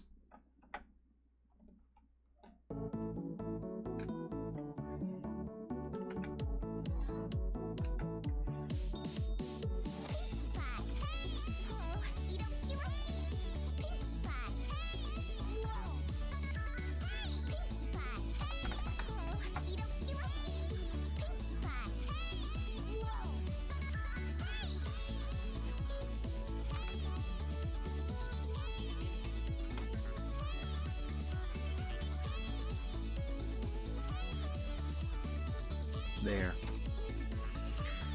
Even with some shading, just a flat color on this wall makes it look too bland, and I do not like it.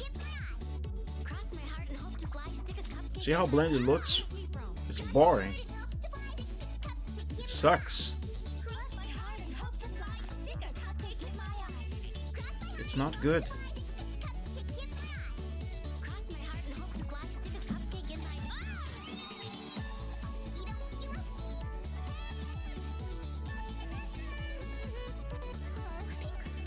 One thing I thought of doing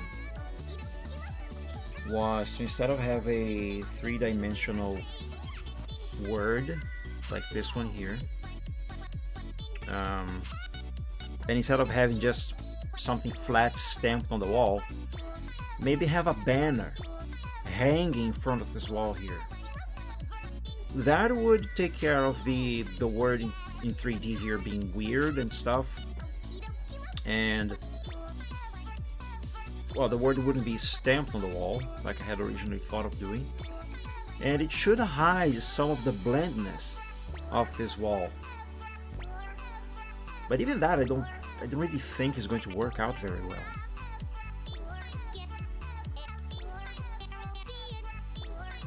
I maybe should try, at least for the sake of experiment, because even if that doesn't work, maybe experimenting with it might give you an idea of how to make this work, you know?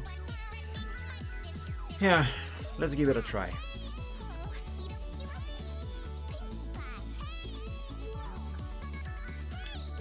So for that, I'm gonna go back to the sketch.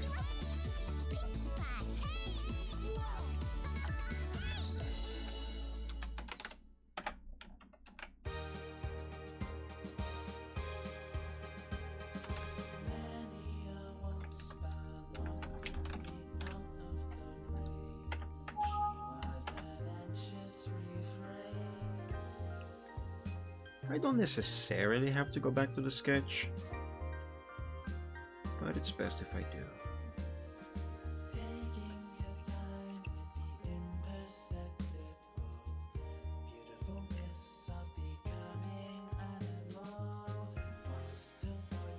Alright, how am I gonna draw this banner?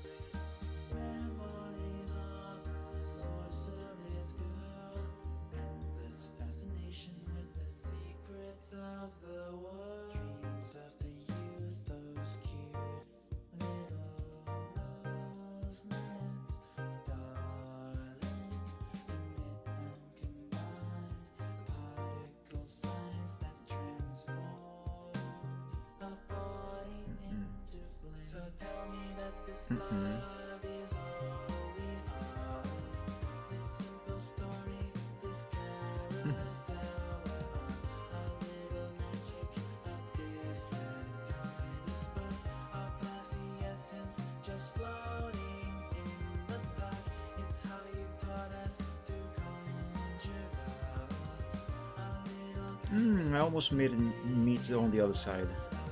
That would have been perfect.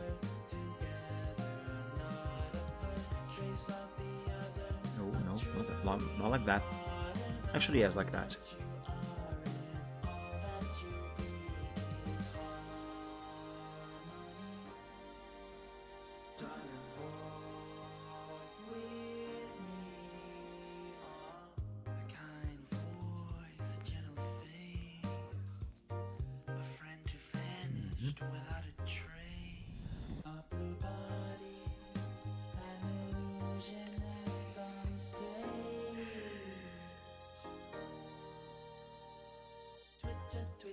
Now let's draw some kind of little rope here.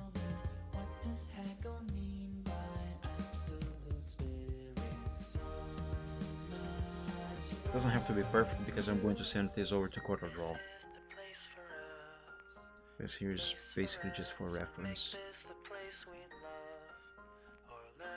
What the?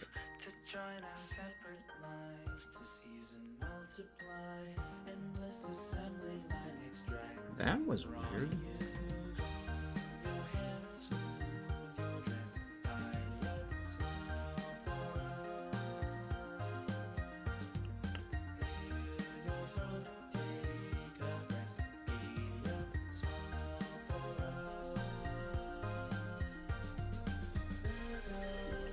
The only problem with this idea is how to make this freaking banner look natural. Because whether it is a piece of cloth or just plastic, you gotta draw some folds, you know? I think it's easier if I explain with an image. Oops, wrong click. I clicked the wrong thing, I mean. Here. So you see these curtains back here, you see these lines and the shading making it look like, well, first of all, those curtains are clothing, you know, just, yeah, it's clothing. I remember drawing this here, and when I drew this, when I finished, I told myself I am never drawing this stuff again anytime soon because it was a lot of work. What I'm trying to say is that to make this banner look natural, whether it is being made of clothing or just plastic or whatever, I gotta do this here. I gotta draw folds on the material. Otherwise, it is not going to look natural, like it actually is there, like it belongs. Which means I gotta do something like this for this here. The thing is, drawing clothing is always a challenge. And I am quite certain that most, if not all artists, maybe probably even the most advanced ones, even they struggle with clothing, because it's not it's not really something that easy to do. Not if you want to make it look, well, not real in my case. I just wanted to make it look natural, but you get the idea. At least I hope so, because I am definitely not explaining this correctly.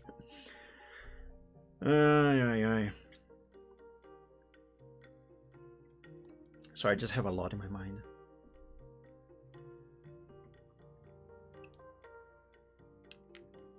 I would need a reference. I would need some reference for this.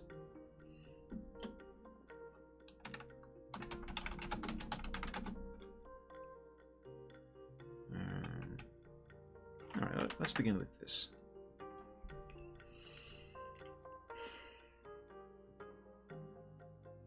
That is not what I was expecting.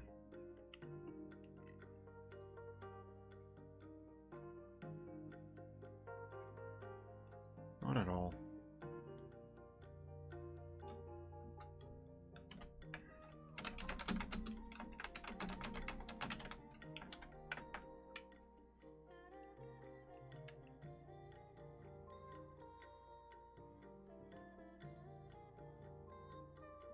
Yeah, that's the kind of thing that I am talking about.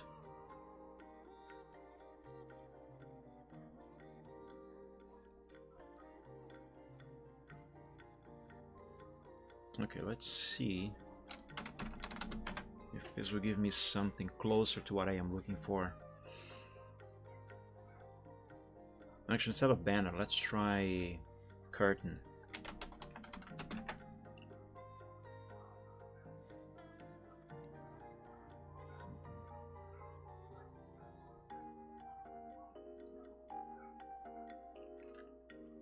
This here is closer to what I have in mind.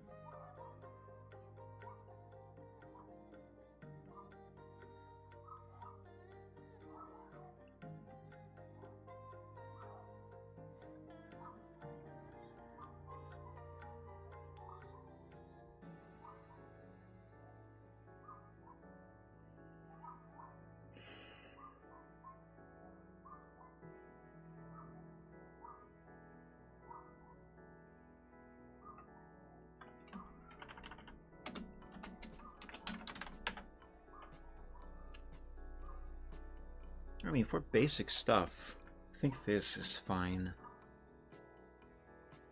It does kind of look like it is actually a piece of cloth, right? It's not the greatest, but I think it gets a job done. Let's go over to Quarter Draw. Here, Line Arts Alpha 3.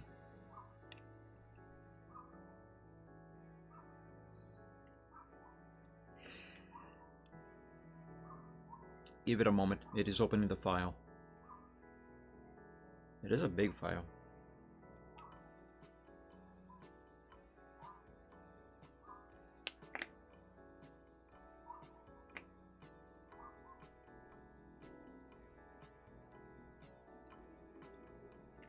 It sure is taking its sweet time.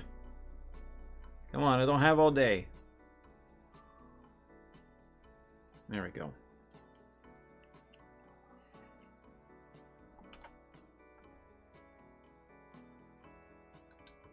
Now let's find, yeah, this here. Why? Why are you now ginormous? And not that size. But excuse me. The crap.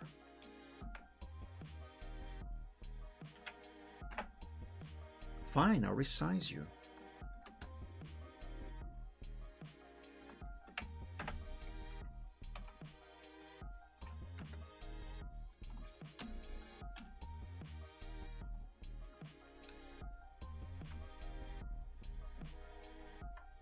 There we go. Turn this gray. And let's save this as a different file. No, not export. Save as. Line Arts Alpha 3. Yeah, do Alpha 4.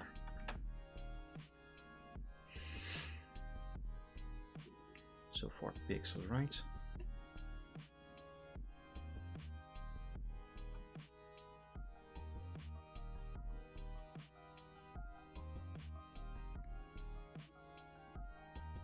Okay, it is starting to get colder inside the room. Let me close the window. Hold up a moment, guys.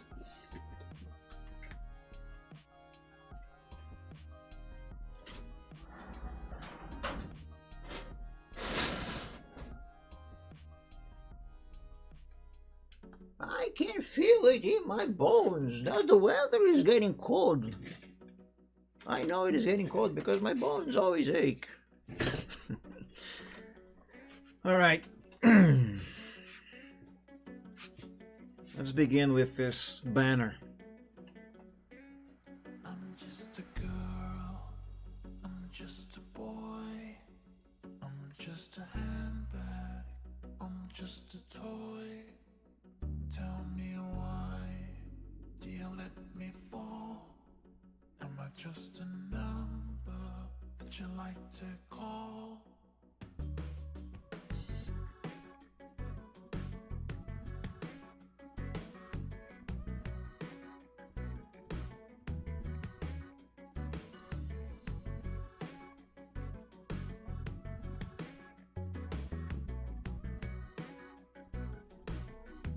Yeah, I think I can go all the way across with this. I'm just a knife, I'm just a melody on a keyboard. And to the right, I was just a pawn. When I took your queen, really just some blue thing tucked into the back of a magazine.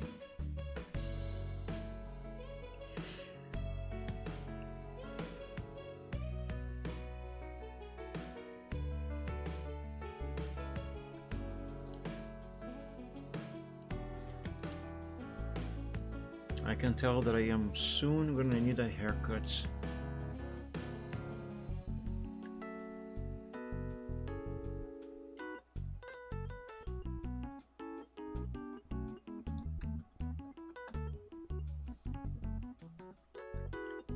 I don't need this anchor point here. Why did I put it there?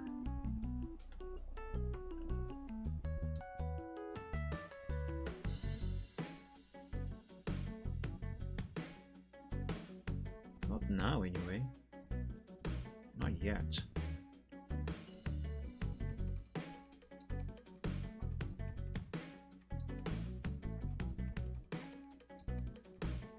Now I need it. I'm just a mouse. I'm just a weed. I'm just a rainbow.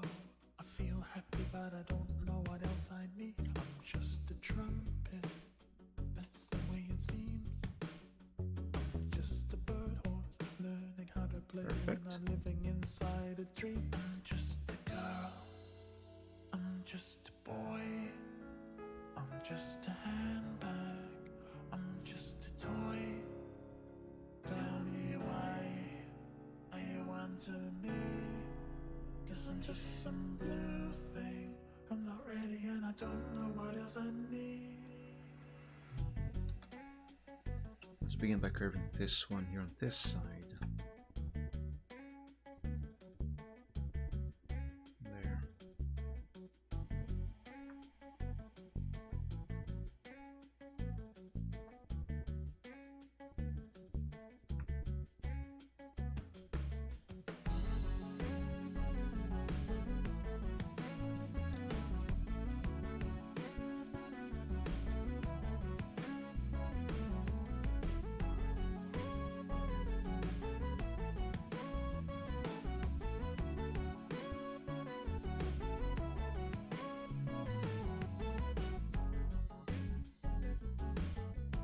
Nope.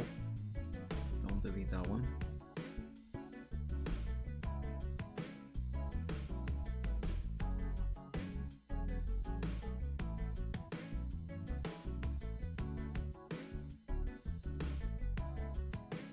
To delete this one.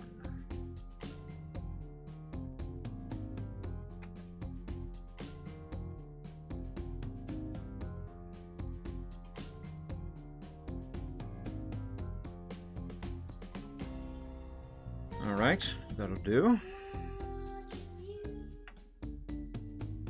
I think I've seen your soul before. It was not in June, and the sun was not delightful, and we were lying in the sun. By the way, I have no idea if this is going to work. At least not as I intended. For all I know, I might as well just be wasting a lot of time.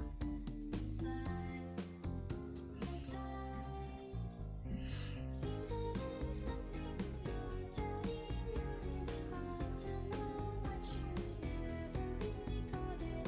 Look in the mirror, ready for nothing. Do you see something under the water? Would you go slowly if you go faster? Ready or not, you better take notice. Be understanding, go where the weather's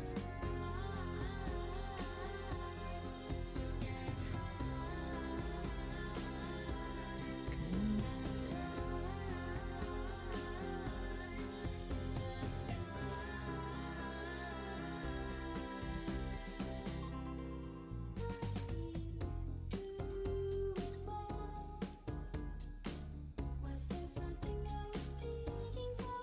How do I stop the fire? This makes it easier to see what exactly I am doing, or how I am doing these lines. Nobody would believe that there's another way. This could be more round. Seems as if something's not turning out. It's hard to know what you never really called it. Look in the mirror. It's good enough. Do you see something under the water? Would you go slowly if you go faster? Ready or not, you better take notice. Be understanding, go where the weather's right. This is probably not going to work out, but instead of drawing a new little rope for the other side, I'm going to copy this one and paste it over there.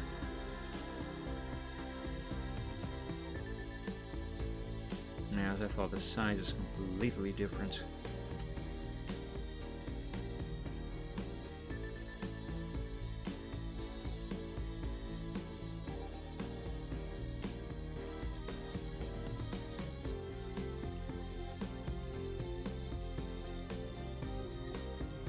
Oh my god, come on, stop clicking away a thing, me.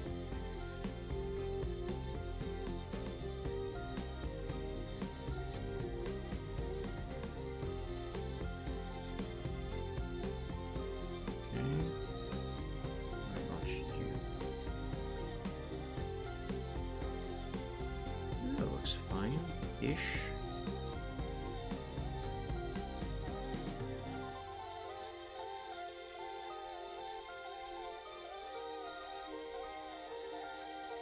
No, no, don't do that. No, that breaks everything.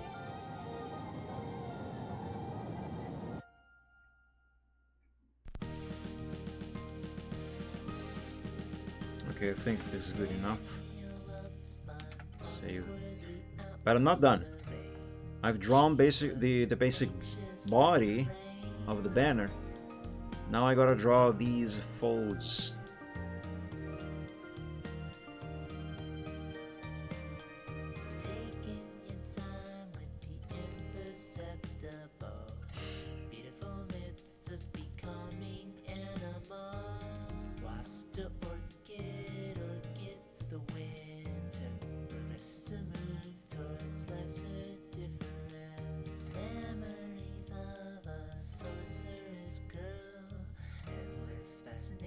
With the secrets of the world, dreams of the youth, those cute little movements, darling, emitting combined particle signs that transform.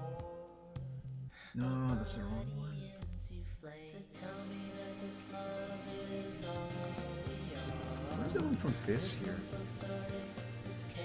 Oh, there it is. Now we just have to show up.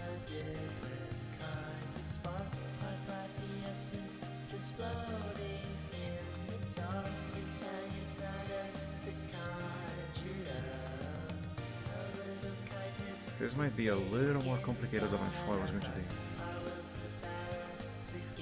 Alternatively, instead of drawing the way I'm drawing it right now, I could just draw one single line and pointify both ends in Photoshop with the eraser. That might make things a lot simpler and quicker, not necessarily better, but yeah. Is hairline thinner than 1 pixel? It is. Why? That doesn't make sense. Yeah, whatever.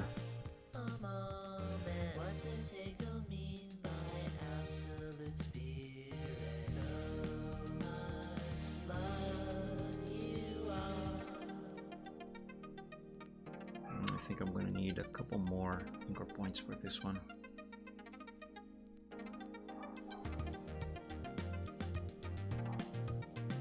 Alright, make one right here.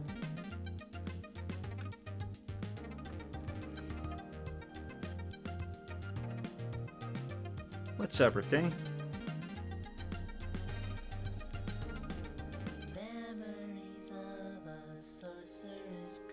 Okay, put one here, and let's remove this one.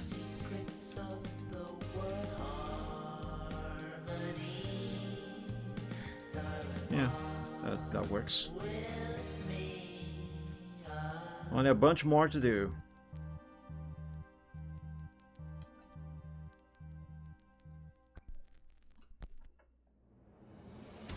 Pixel. At this thinness, I might not even need to pointify them. Maybe, but It's a big maybe. Another reason for shutters on power sockets. Why?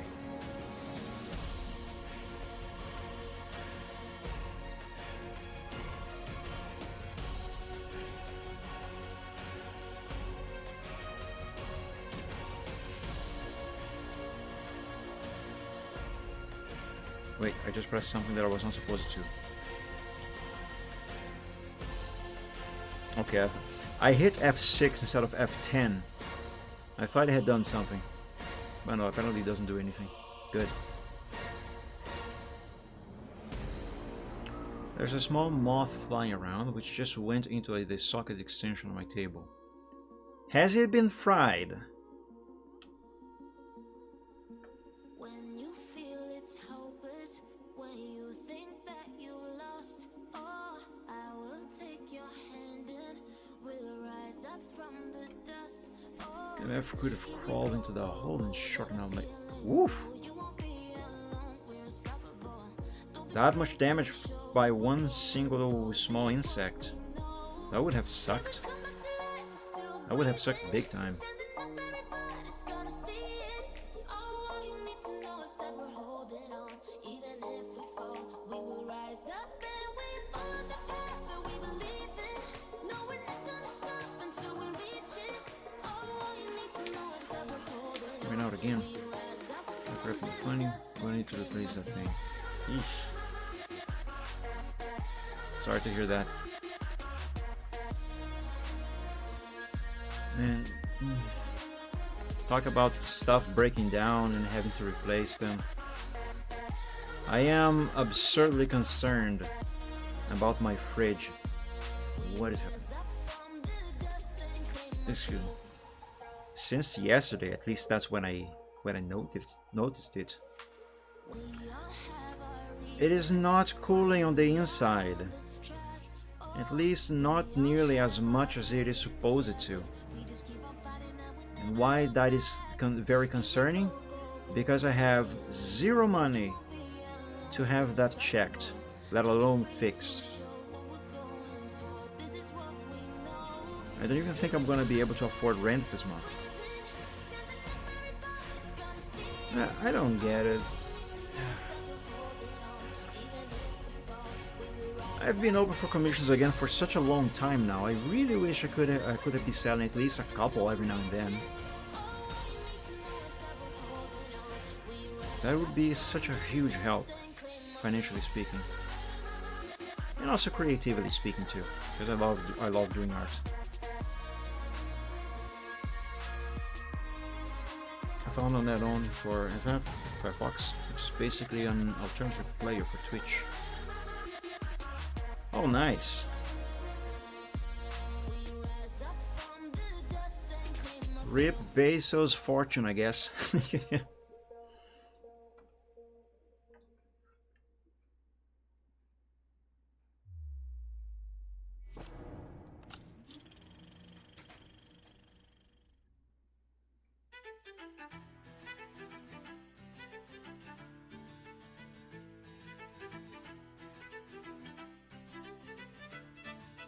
Only these ones here now, and I think I should be done with the line art for the banner. I still have no idea if this idea is gonna work, guys. I'm gonna be very honest with you. I have no idea.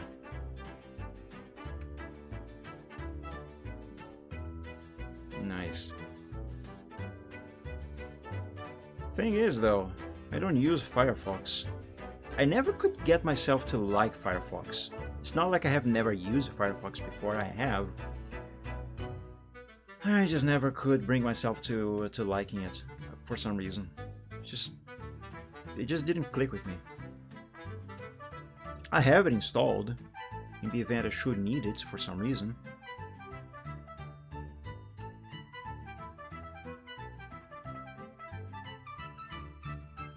Aside from what is it called? Aside from Safari, I probably might have used as a daily driver all browsers that existed in history. Well, not all of them, but you know, the main ones.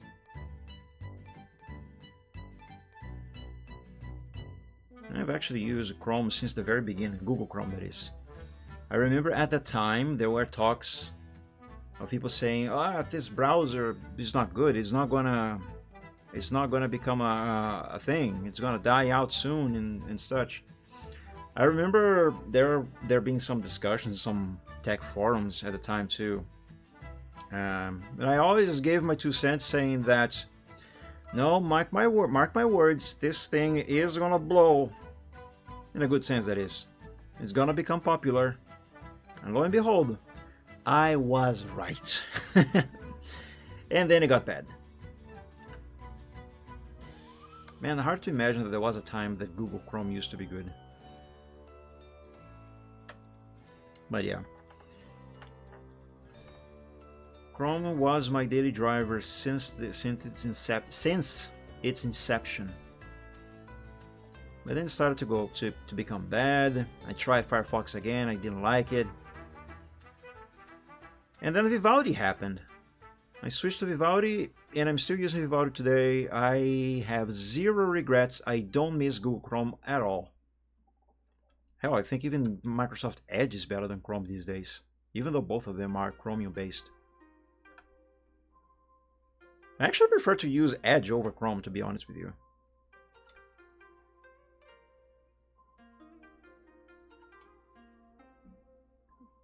Since version 2, so around 18 years now. That browser is now old enough to drive, I guess. Drive and drink, just preferably not both. But yeah, I love Vivaldi. It's fast, it's light, it has a huge amount of customization options. A lot of built-in stuff out of the box that in other browsers, even Google Chrome itself, for you to have the same, either the same function or feature rather, or something similar to it, you have to download and install extensions. And Vivaldi just has everything out of the box. And it is fully compatible with Chrome's extensions. So like, if you're migrating from Chrome, I'm not sponsored by the way, but hey Vivaldi, if you would want to, I love your stuff. We love your money.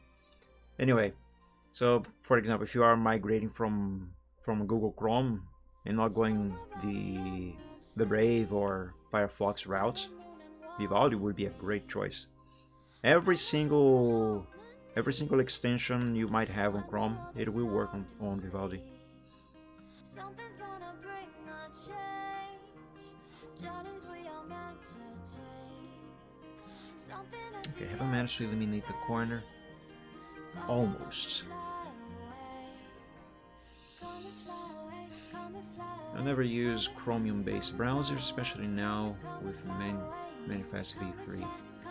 Yeah, I remember you telling me some time ago that you are not very fond of Chromium-based browsers. Why is that anyway, if I may ask? Unless I have already asked and you told me and I forgot completely.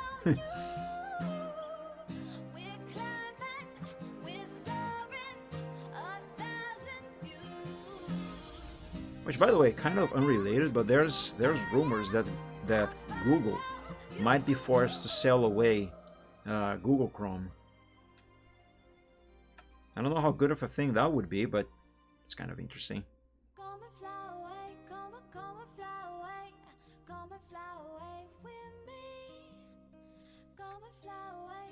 Okay, what is this line looking like for real? That will work. That will work. I think I'm gonna have one more line here to draw, and then I can export everything over to Photoshop. So let's get this done.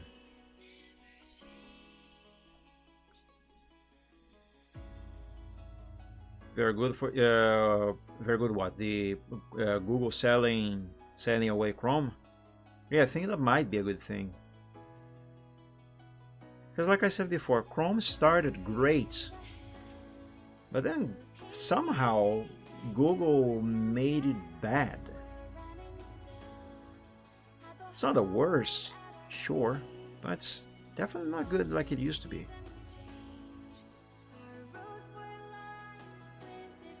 Kind of wish Netscape was still around. Oh yeah, I just remember there's Opera also. Opera is another browser that I use as a daily driver for a very long time, years ago. But then they somehow managed to make it bad. And now I hate it. And before anyone says that I'm being xenophobic or anything, no, it has nothing to do with this, with that. But I know exactly the point in history when Opera started to become, well, not good.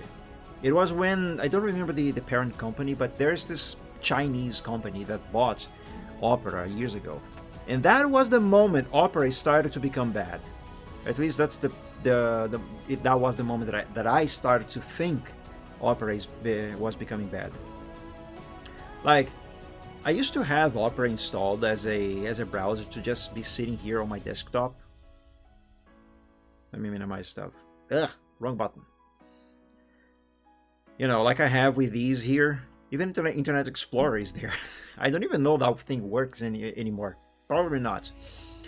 Anyway, I used to have Opera in here as well, just in case I maybe might need it or wanted to check something that is not working in one browser or another, and then maybe it would work on Opera.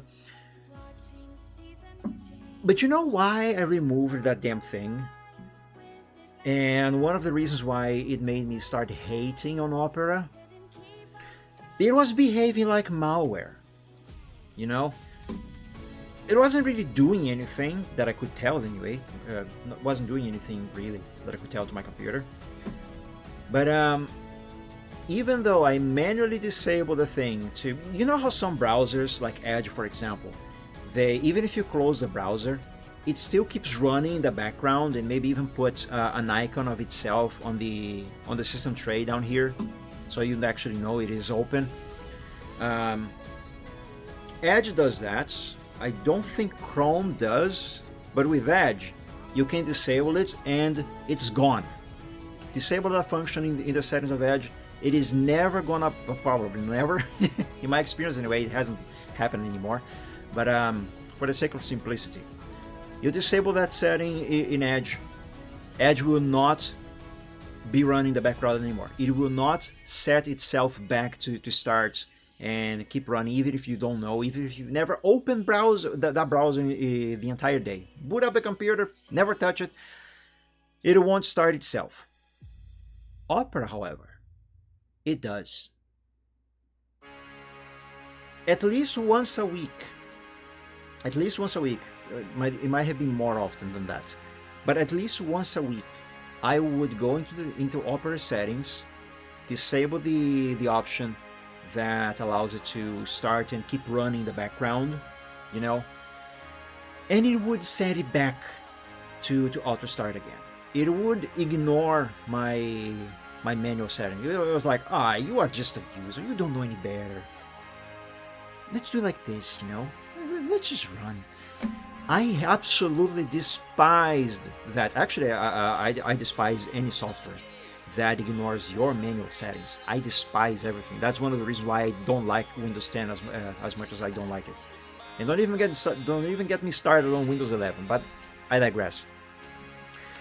So Opera will always do that.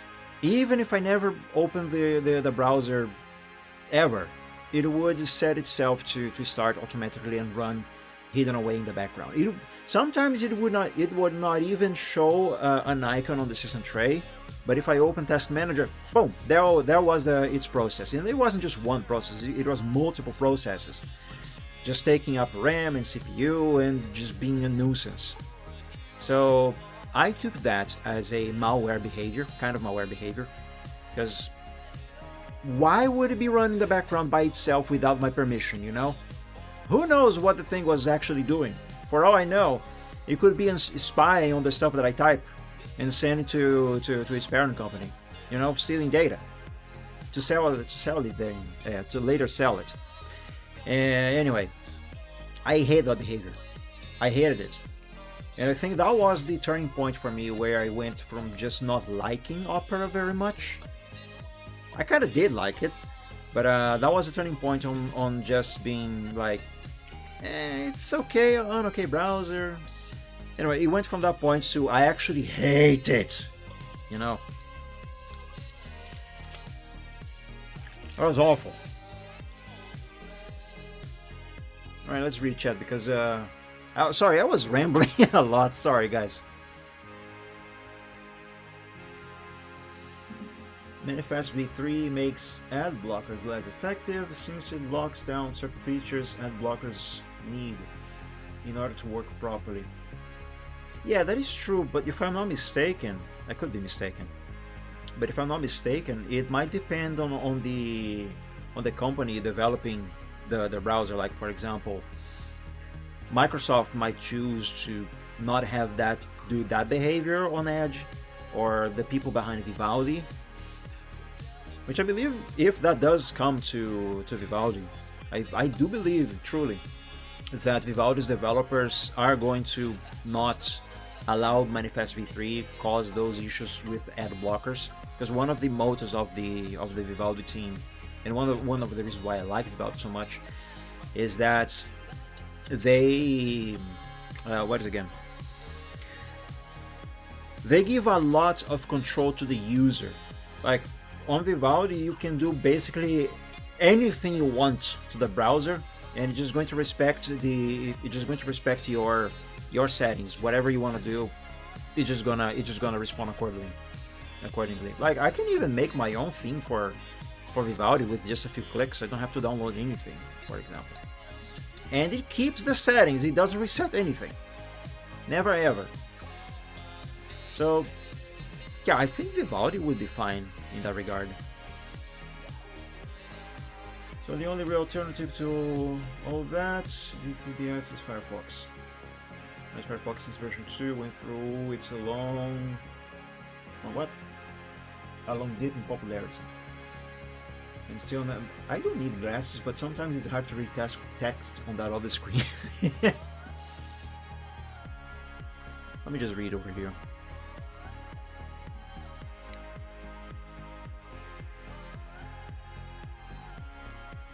Blah. And Chrome, who developer is Chromium Core. Block.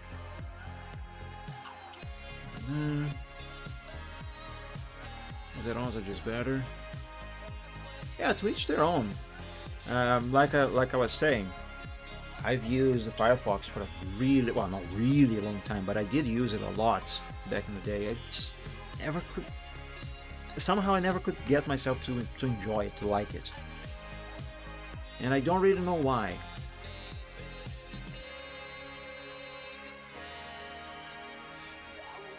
All I know is that it is that way. Ooh, hold up. Have I... Okay, I have. I have grouped everything. Everything that has to be grouped. Ooh, I forgot to erase a thingy on the thing. Alright, hold up. Go back to all of this. Ungroup. Here, gotta erase this stuff. On both sides.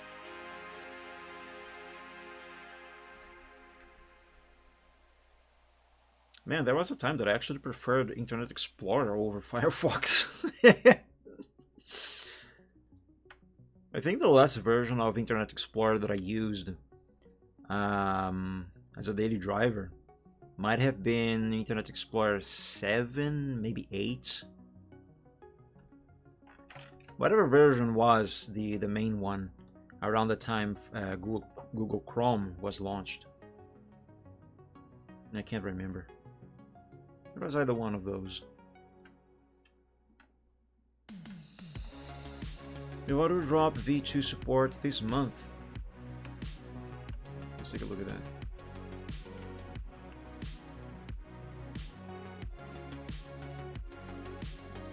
Manifest v3 update. Vivaldi is future-proofed with its built-in functionality. Google is forcing an update from Manifest v2 to v3, with the most important functionality built into Vivaldi. It will have a limited impact. That's good. Those running extensions not supporting V3 will be affected. Vivaldi's goal to make bad ads sad continues. Wait, what? Vivaldi's goal to make bad ads sad continues. Ah, yeah, that's another thing that I like about Vivaldi. They respect the user's wish to not be bombarded by ads. Actually, if I'm not mistaken, some versions ago, they even added their own built-in ad blocker.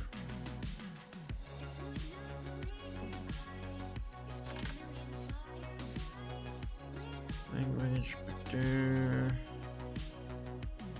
speed dial, tap display, pins, panels.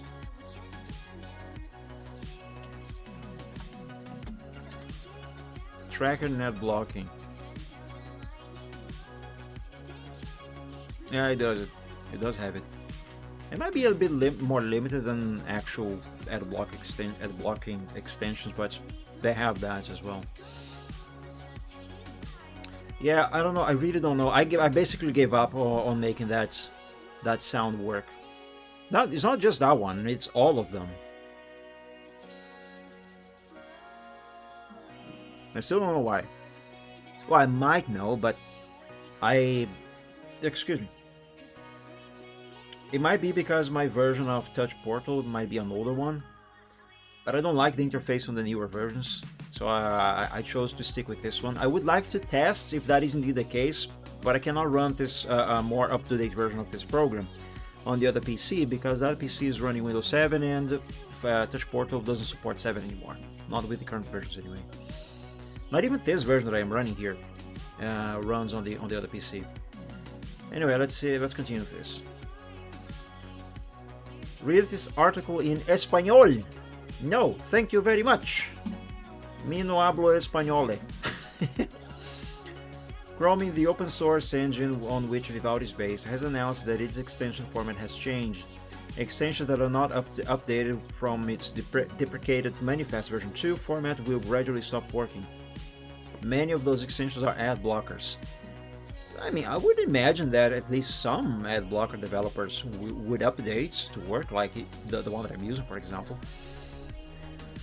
The crux of the matter is the proposed deprecation of the Web Request API in favor of the newer declarative Net Request API.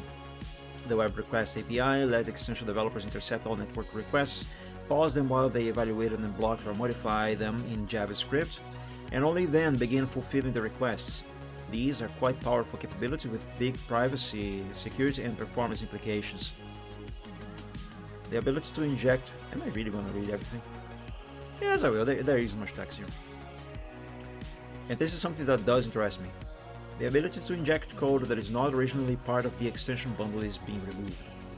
This is a good thing for security, but inevitably, this means that any extension whose author hasn't updated their code to the new format will stop working. We will keep Manifest v2 for as long as it's still available in Chromium. We expect to drop support in June 2025, so this month. But we may maintain it longer or be forced to drop support for it sooner, depending on the precise nature of the changes to the code.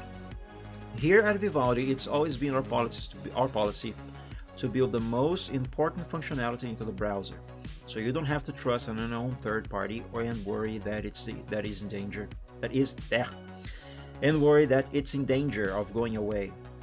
That's why we have long provided our built-in tracker and ad blocker, which isn't dependent on Chrome's extension architecture. That is good to know. And we're continually upgrading its powers and performance. In the upcoming Vivaldi 6.8, wow, they're already on 6.8! We have added support for the host file format, and we plan to introduce more features to our tracker and ad blocker.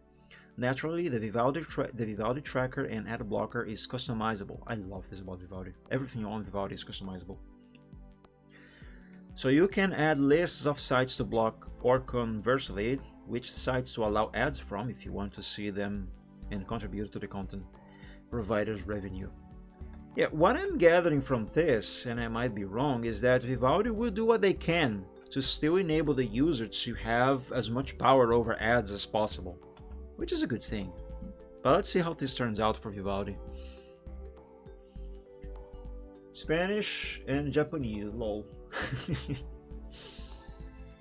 Nihongo, Japan plus language.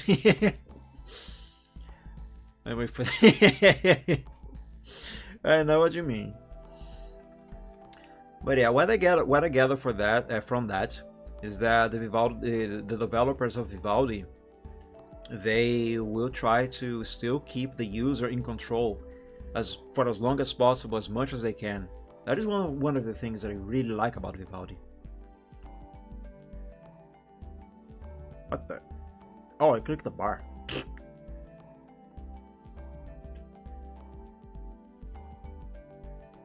And there we go. Now group everything. Okay, now it is the way it is supposed to be. And now I can delete stuff, so I can export this.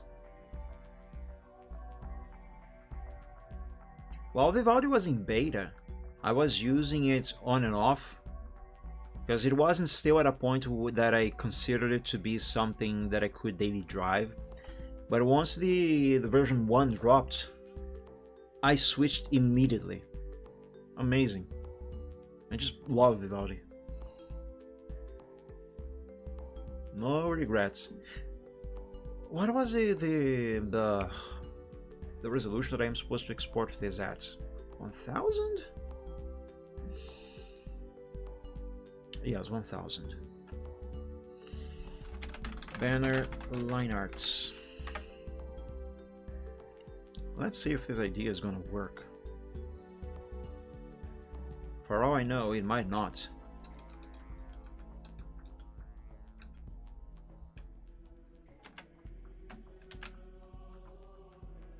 Alright, let's bring this into Photoshop.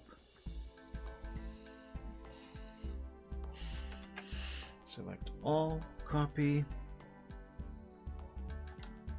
and paste. And let's remove these squares from the corners, because now I don't need them anymore.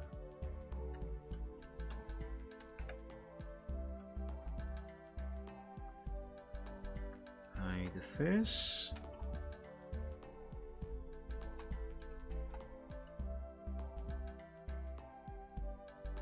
Let's name this layer Banner line arts. Alright.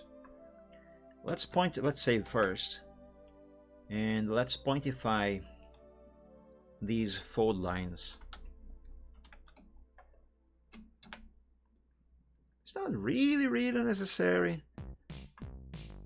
but I'm gonna do it anyway. It's gonna look better, I promise.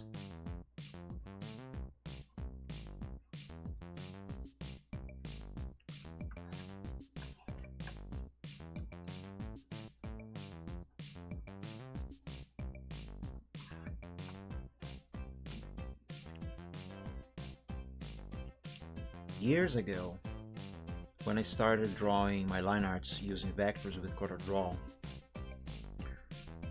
I would not pointify any of the lines, so you know they look. I better use this. So you know they look sharp like this, and this nice pointer. Pointer. They wouldn't end like this. They would always end on a flat. So on Photoshop I would then use the eraser to erase a little bit of the edge and then make them pointy like this. That was a lot of work. But yeah, what I'm doing here, I would do for every single line, no matter the thickness. That was a lot of extra work. I'm doing it for these here because these are so thin and so few that it is fine.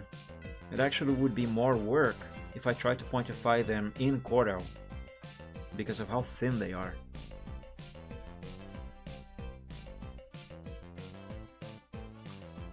Which is of course on purpose.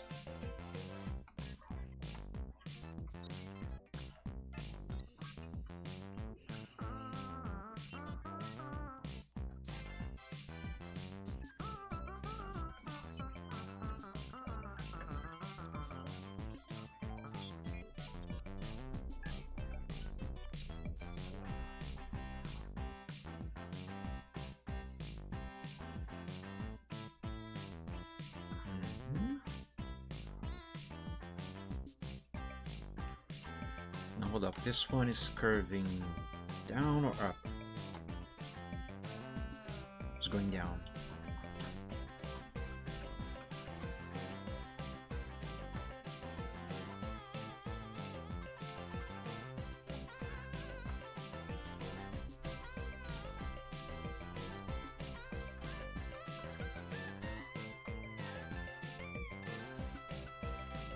I don't even know if I drew these lines correctly though.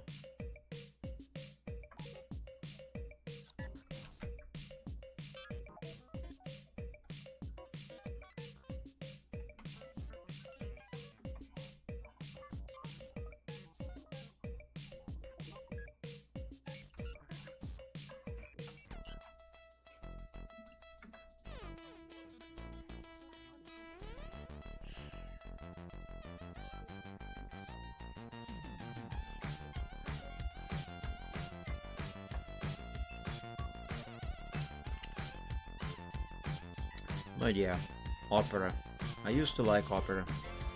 Until they started to behave like a malware. Which, coincidence or not, only happened after the Chinese company bought them. But by the way, fun fact.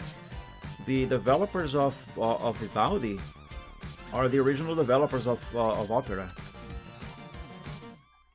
From what I recall, and I may be remembering this wrong, but from what I recall, I read that these developers, they made Vivaldi because they did not like the way Opera was going. So they decided to make their own browser where the user is in power.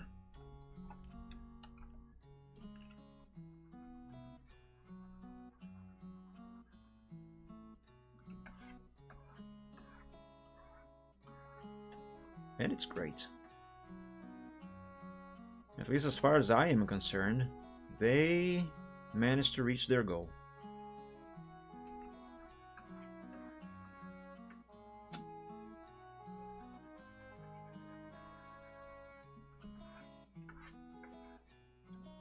A little bit more here.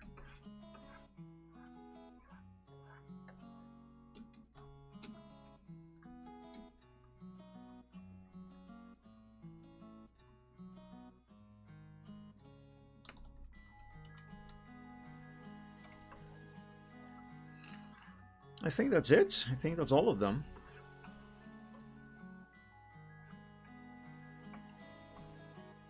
Yeah.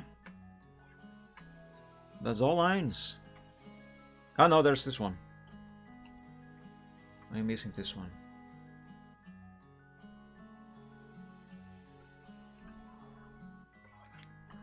Nah, hold up. This doesn't look good. Let me do it again.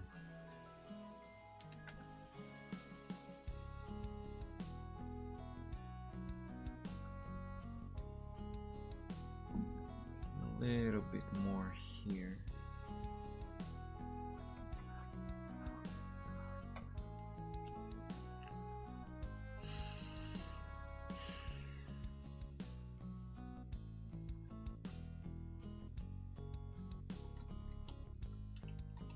Oh, you know another thing that I like about Vivaldi? When it wants to update, I think you can switch if you can change the setting to choose whether or not you want the browser to update itself automatically or not. I have it manually, manual I mean. Or maybe the setting doesn't exist, I don't know. Point is, one thing that I like about it is that when there is a new update, it isn't intrusive. It doesn't pop in your face, or like Firefox, for example, when you open the browser and opens a window, then immediately closes, and then it updates, and then it opens again. No, Vivaldi, it actually just pops a little icon on the system tray.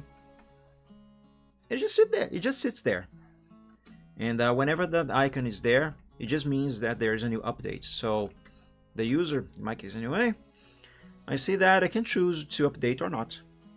And the updates are very quick too. Actually, is there a setting for that? Because if there is, mine is set to manual. Show update settings. Automatically download updates and notify when they are ready to install.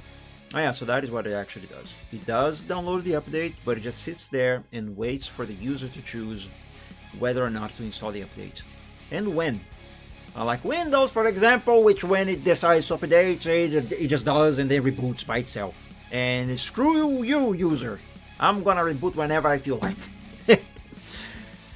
But yeah, I like this.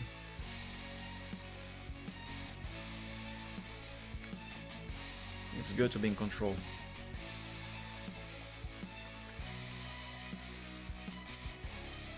Light theme?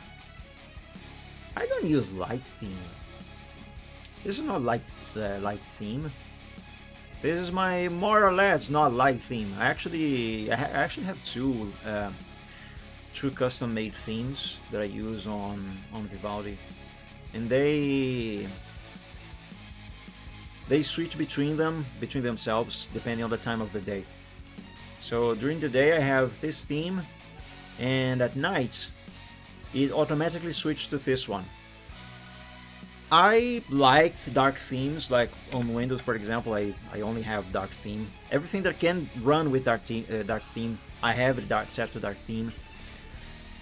But I like both of these themes, so I decided to do a compromise and just basically go with both. And one runs from, I think, from 7 in the morning to 10 p.m. And then when it's 10 p.m., it switches to this one all the way up until 7 a.m. And then it switches back to this one. All automatic. And actually it can add a lot more themes if I want to.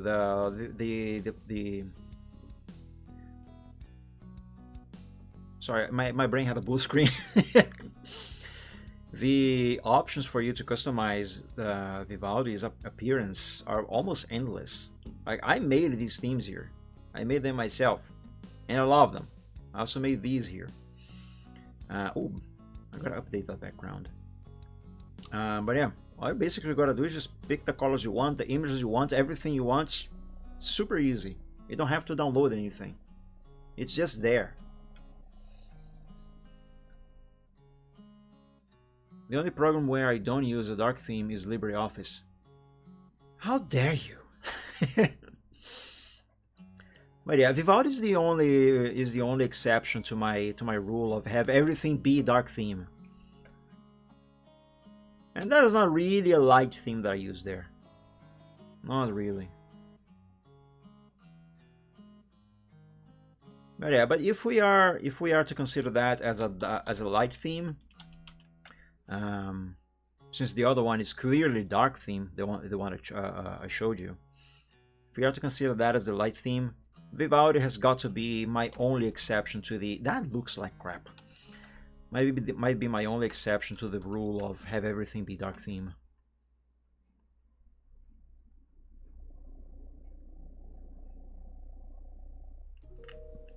Well, that's an Android on this phone.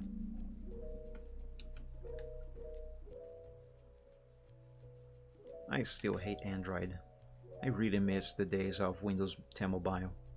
Which is ironic because I don't like Windows 10. Never did. But Windows 10 Mobile on my Lumia, best mobile OS I have ever used. I also miss Symbian, but not as much as I do Windows 10 Mobile. I still look like garbage. Why?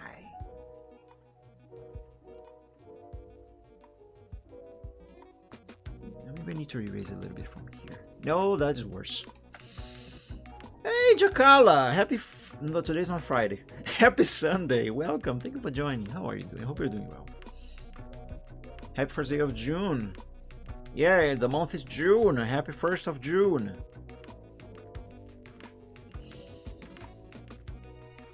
Got this one as my theme on Firefox. Let's see what the theme is like.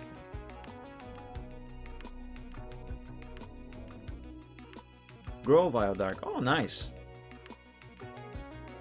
Yeah, on Vivaldi you could make the same theme by just giving a few clicks. Pizza! But yeah, you wouldn't have to download anything. And since Vivaldi also uses user accounts for profiles and stuff, you can synchronize it. So yeah. Alternatively, you can also just copy the local files that the browser creates for the theme, which actually on version 1 up until maybe version 5, I don't remember. Anyway, the earlier versions of Vivaldi, it didn't have account synchronization. So whenever you wanted to copy your settings to another PC running Vivaldi as well, you would have to copy certain files. But that was just because it wasn't implemented yet. It didn't take long for them to implement user accounts. DM, let's see.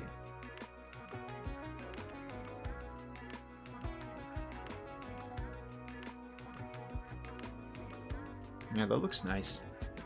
It looks nice, but yeah, you can do that with Vivaldi as well. It allows you to do that. Yeah, in fact, this green bar on the top here, there's actually nothing up there. That there is just this wallpaper that I have on the speed dial screen or page or tab, whatever this is. it's just up there. So I think you can. Yeah, I think you can have a wallpaper down here and whatever other image you want up there. It doesn't have to be the exact same image. Like, the image is here and then the toolbars are on top of it, and then there's just another transparent part here where the rest of the image shows. But I don't remember, I haven't messed around with theme settings in a while. But yeah, point is, you can make that happen with Vivaldi as well. Alright, that there's looking good. What about on the other side? Perfect. Okay, let's save this and let's give this banner some colors. Save this as Alpha 5. And okay. I might need to clean my nose.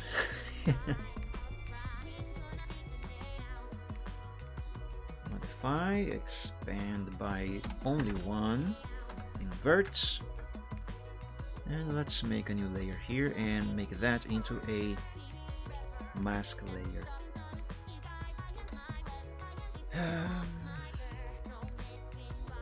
What color should this banner be? Let's do white. A basic white. Not pure white though. This here will do. No, I want a hard round brush.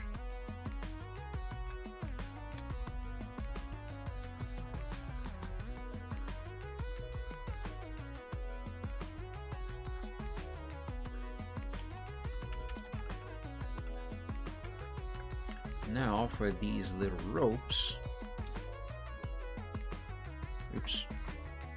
Oh, how I love clicking on the wrong things at the wrong times.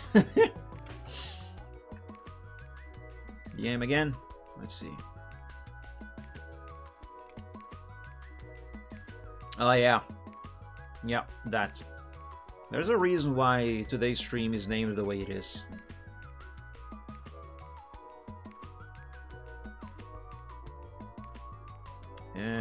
What was I going to do? Right, I was going to pick a color for the rope.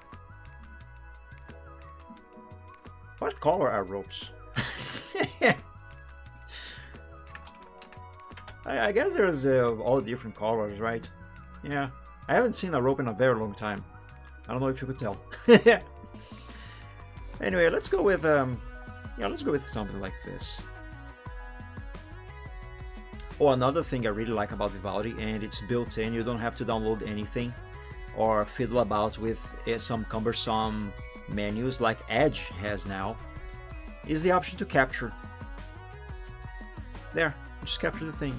Super easy, just sitting down here. I can choose to capture a selection or the whole page, if I want to copy it to the clipboard, if I want to save it as a PNG or JPEG. It's great. I absolutely love it. So freaking good. Which, by the way, I don't need Core anymore, so let's keep that closed. Now let's sample. That almost looks like beige. Eh. Let's use this color.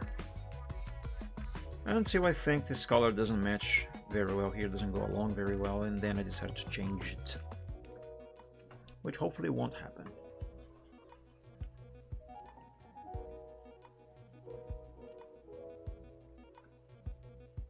Okay, I have a slight suspicion that I might have leaked a little bit of the rope's color into the white of the banner, so let's do a small little correction here.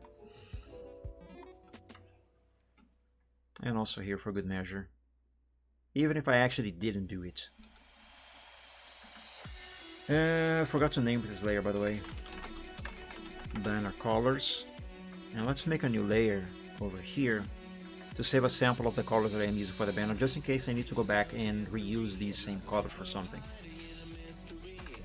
Banner colors set. There we go. Oh yes, also I'm gonna use this for the color of the line art.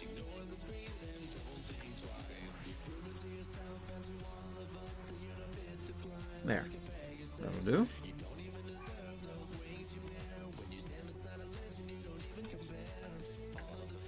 Alright, now let's sample both of these. And let's give the line art some colors. I'm on the wrong layer.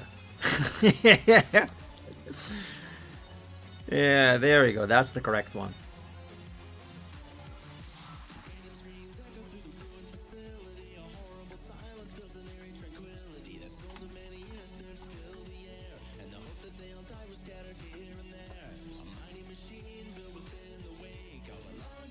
Yeah. And now here, oh, I went a little overboard. There we go. No problem.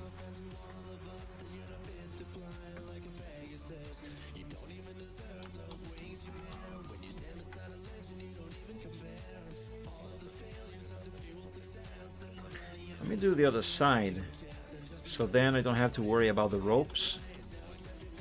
That way I can just use a very big brush to color the line art of the whole banner. Everything that isn't rope anyway. That way I can do it very quickly.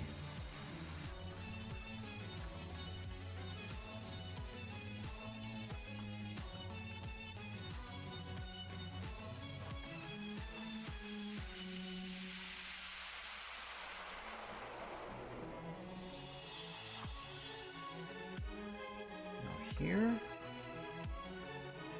that might be too zoomed in. We don't need that much zoom for this.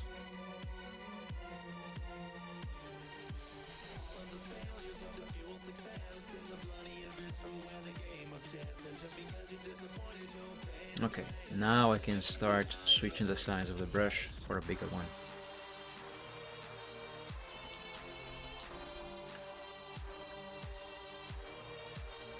And let's make it bigger. Let's go with size 100.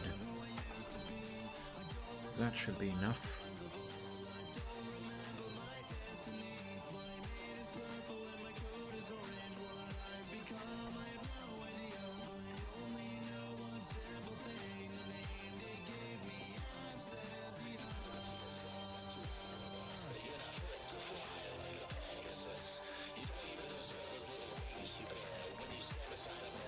Easy peasy.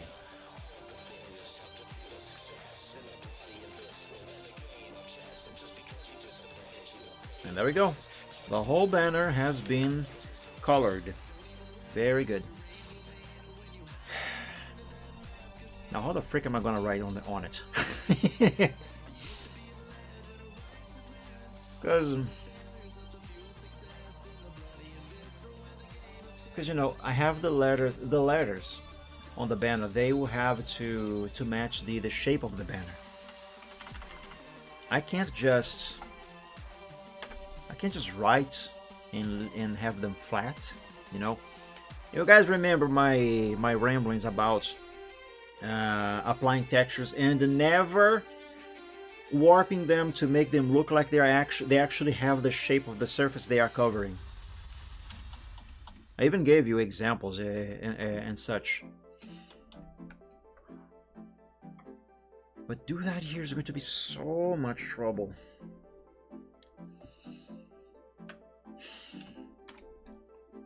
Well, I did say I was first going to just experiment with this, so let's try just an experiment. Where are my letters? Not that one. Oh, right, I didn't save. Oh, plants. Right, I didn't save them. Yeah, whatever. Let's sample this yellow here.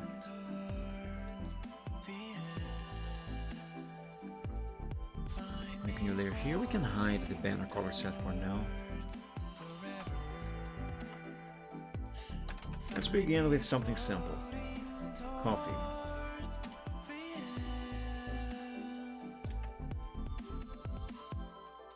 Let's center. So here's a trick for centering text in Photoshop. Select your text, Control A on the layer, Control C to copy, Control V to paste. It will then paste a layer of the text, but in image form, like this. And it should place the text exactly on the very center of your canvas. So then all you gotta do, to make it easier for me to see what I'm doing, I'm going to darken this. There. I'm going to discard this layer. This is just an example. Anyway, so then you pick your text layer and you zoom in somewhere. I'm going to choose this here. And then you bring your text layer over to the spot you chose. And now you just make the pixels match each other.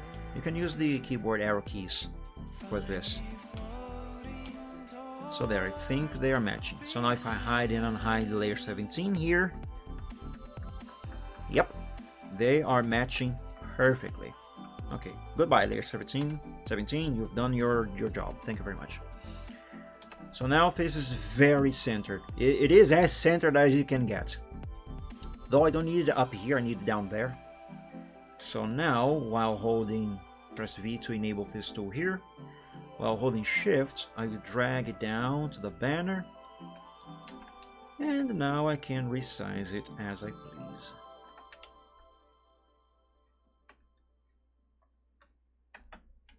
Okay, let's apply that so now I can warp. Why has it not enabled warp? Wait, it's giving me the option, but it's not doing it. Right, that's because it is a text. But this to work, I need the text to be an image. It's fine, I can just do this again. Control A, Control C, Control V. Now I drag the image over to the text. I'll keep the text there for backup. Ugh. Oh, I pressed all the wrong things. Frick. Hello again, layer 17. I missed you. Oh, wait a minute, I just pressed the wrong thing. I pressed Shift plus. No, undo that. That changed the blending.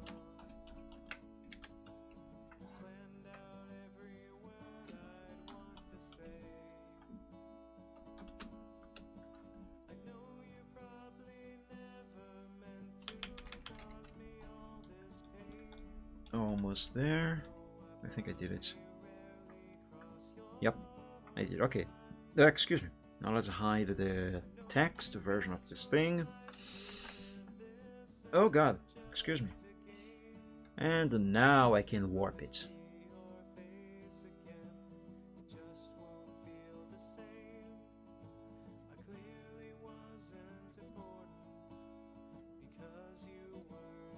And do what I can here to try and make this text look as much as possible as it actually has the same shapes as the banner, but The options for warping this stuff are kind of limited. Alternatively, I can just draw the letters on the banner. That would make it a lot easier. But that would also be more work. I don't wanna. I'm not being paid to do this.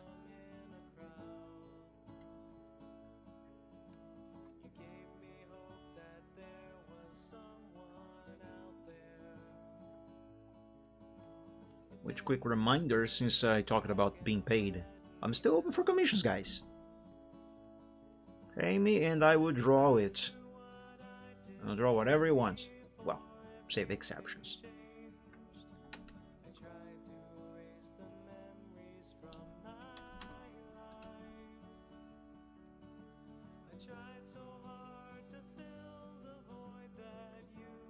Unless you offer a very convincing amount of money. Anyway.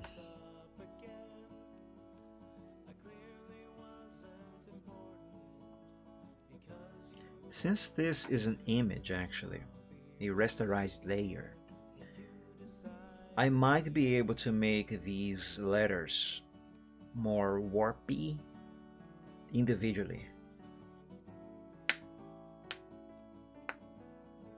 I might have to do that, yes. For now, let's just apply it like this.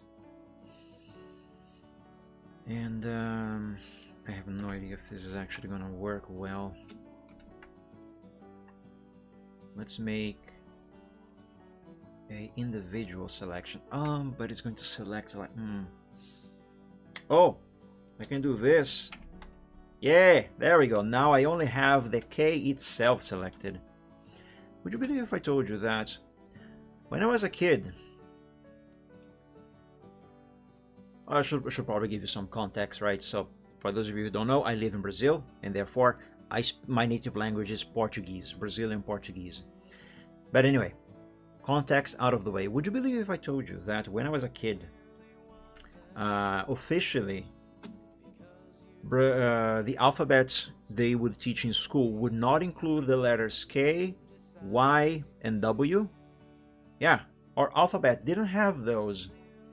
And the reason given was because, and I quote, Portuguese does not have any words that use those letters, so we don't need you to teach them. And then somewhere in the 2000s, the language was revised and updated, and now we have them. Now the letters are where they belong. Yeah, PTBR. Also known as Brazilian. Oh, my little phone slash Stream Deck is discharging. There we go. But yeah, it used to not have them, which was very stupid. Speaking of stupid, I think I am messing this up. Let me start over.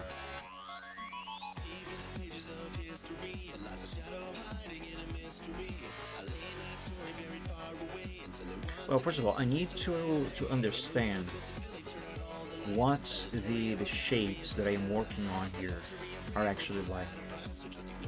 How is this banner actually shaped? Let's draw a little visualization. Let's make a new layer here. This is going to be a temporary layer only. Actually, let's use green, bright green. No, let's use red. Yes. Alright, so taking into consideration the perspective we are looking at, our point of view, you know, and the way this cloth is folding, if I were to draw some lines, how would they be like? Like if I were to divide this entire banner in grids, like, you know, like this, right? How would these grid lines be shaped? Let's try to visualize it. So for this part here, I reckon, and it would probably go something like this.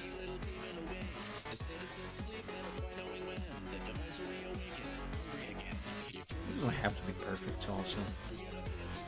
Just enough that I can understand what I am dealing with.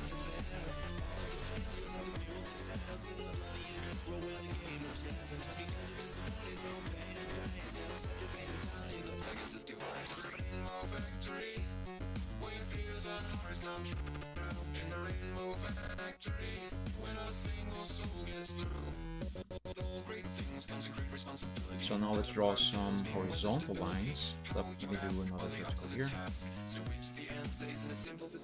So now if I am to draw the horizontal ones, it should go something like this.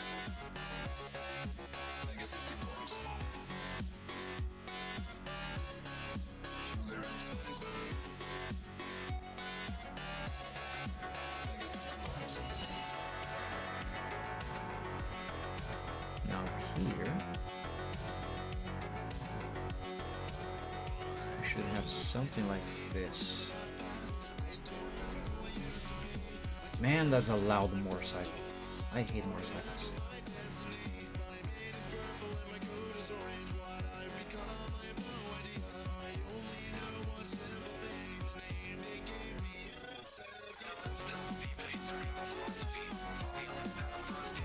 Here, the curve will remove it, yes.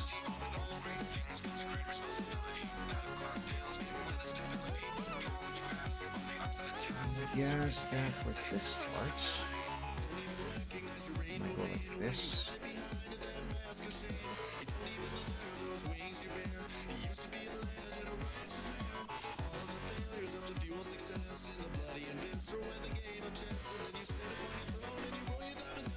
Yeah, something like that. Are you able to visualize now the bands, the surface of this thing? You know, I think you can now visualize somewhat easily, even if this is not perfect, of course. This is a good visualization, a good visualization of what this piece of cloth, this surface that I am drawing on. It's a little visualization of frick, my brain blue screened again. Of how it is shaped, you know. It's something like this. Like if this banner were real, you would see how it undulates, how parts of it go up and curve in one way, then down with depression. And yeah, this thing has, let's say, texture? No, texture is the wrong term for this.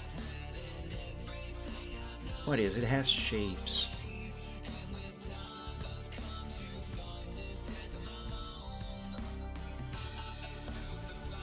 I don't need to draw these lines everywhere. I'm just gonna do with a few areas here to... I actually don't need these at all, to be honest with you.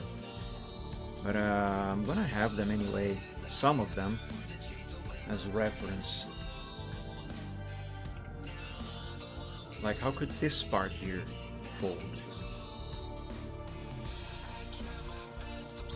This one.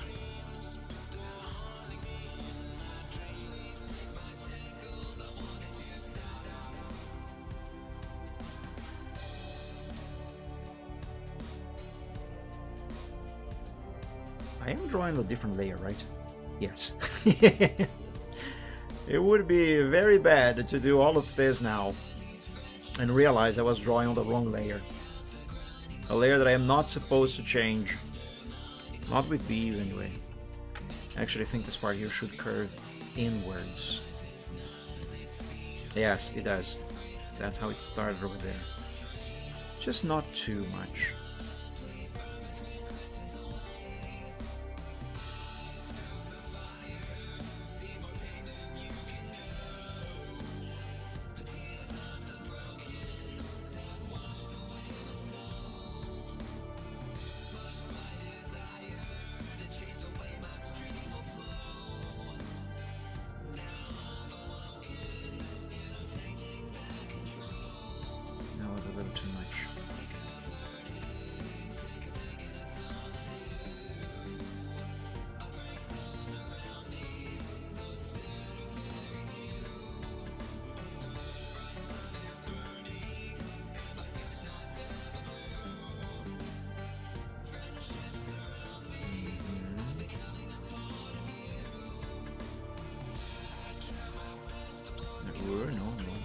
like that. Yes, that's better.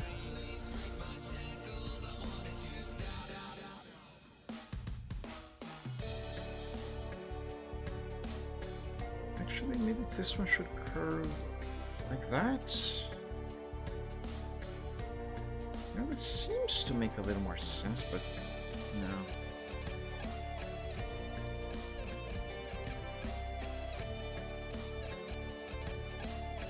Yeah, keep it like this. That's good enough.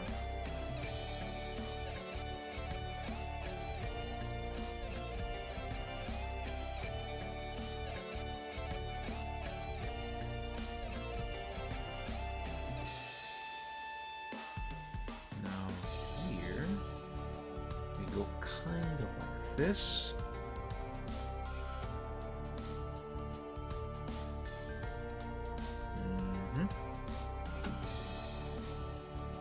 But don't you think this here kind of gives a three-dimensional perspective of this banner? Because that is the idea.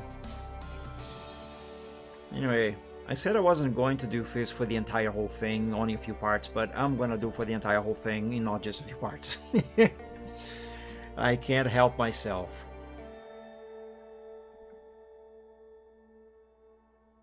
I'm gonna be honest with you, this is actually kind of fun.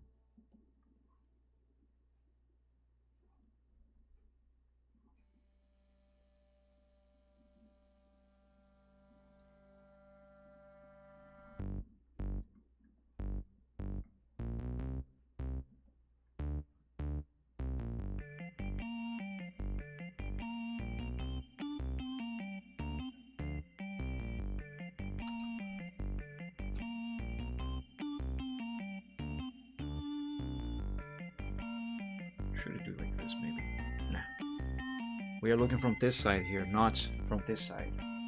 So it makes more sense to have these lines still going to my left.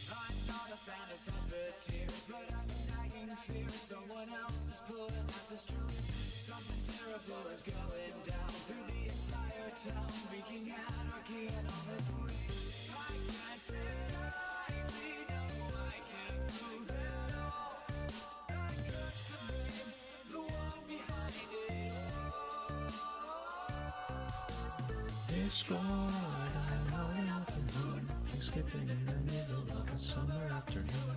It's gone, whatever did you do to make you take my world away? Such a good song.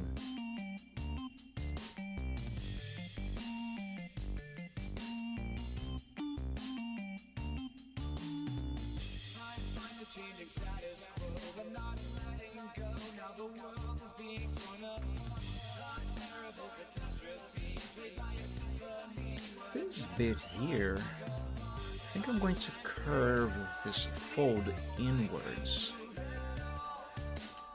Just not really like that. Hey, welcome back, Rute. I didn't know you were BRD.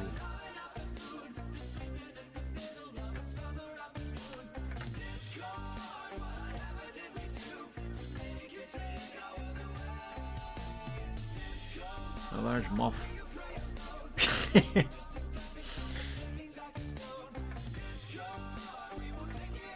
I don't remember when this happened, but I had one stream, I think it was a Gaming Friday. It was before I started using Facecam. A roach flew into the room and almost hit me in the face here.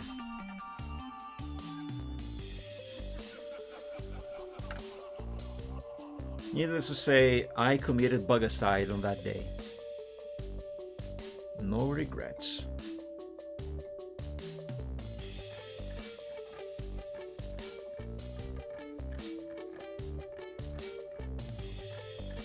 Such gross little creatures.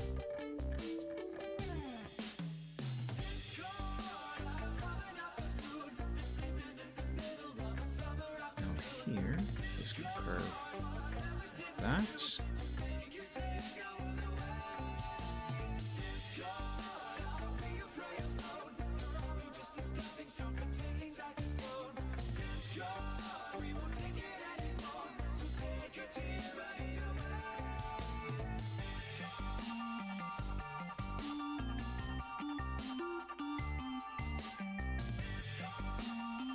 hold up, I should do this part here first.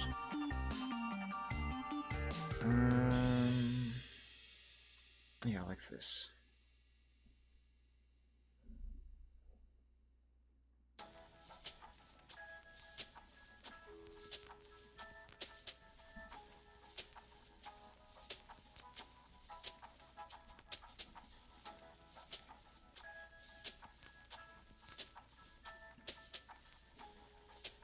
This one doesn't look very good.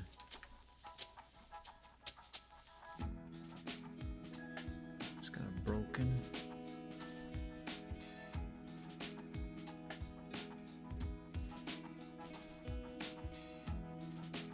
There we go, that's better.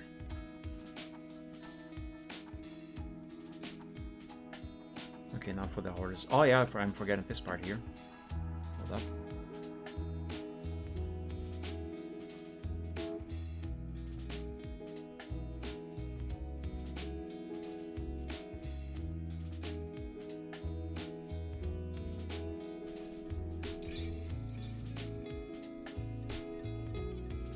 That's good enough.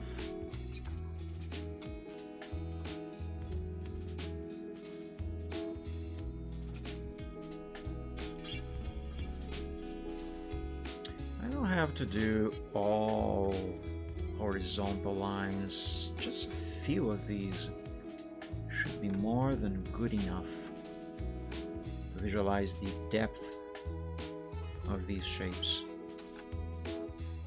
and how these folds are, well, folding.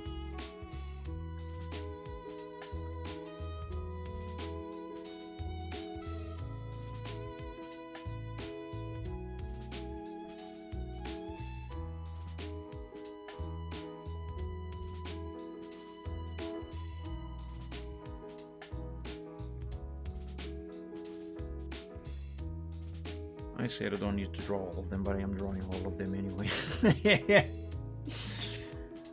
I really cannot help myself.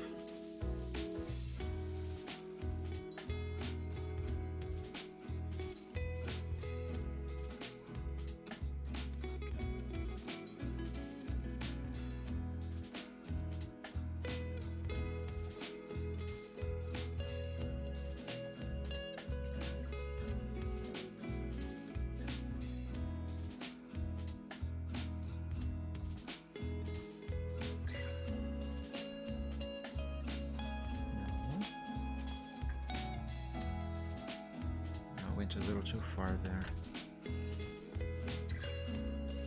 We should start from this side.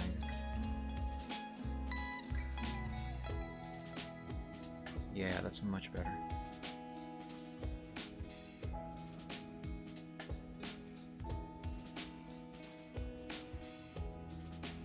Now here.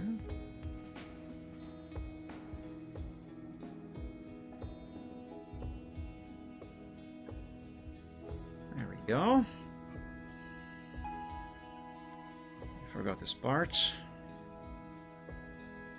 Yeah, that's good enough. And no, it's not. One more here. Nah. Remove that. Anyway. Can you now tell that this thing actually has shapes? Imagine this as a wireframe 3D object. You know, some cheat codes in some older games that allow you to see the lines that make the polygons. You know, if this were a 3D object seen in wireframe, it would probably look something like this. Actually, to give you a better example, I think there might be something on them interwebs. Wireframe cloth 3D object. Object. Object. Yes, this here. This is exactly what I am talking about, guys. See, these lines here, the wireframe, it allows you to see how the object is shaped. Can you tell now? Anyway, point is, when you are applying any kind of texture to a surface on your artwork, it is important, and many people, even some more professional artists, many people, they just dump the texture and leave it completely flat over there. Like, I think I can give you a perfect example of this. Let me see. Nope. Frick, I forgot how to spell this.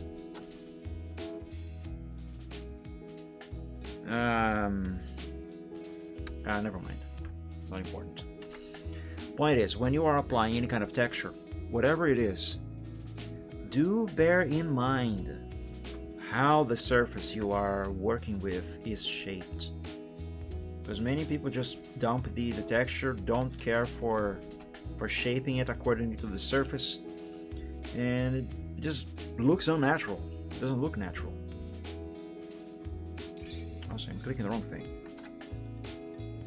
Anyway, point is, it's bad. I'm not saying that I am better than anyone else because I take the shape of the surface into consideration when I am doing any kind of texturing, like this, for example. This is not a texture, but kind of works like such. I should probably, before I do that, change the opacity to 50% so I can see the other side. Yeah. Anyway, I'm not saying that I am better than anyone else, because I'm not. God knows I'm not.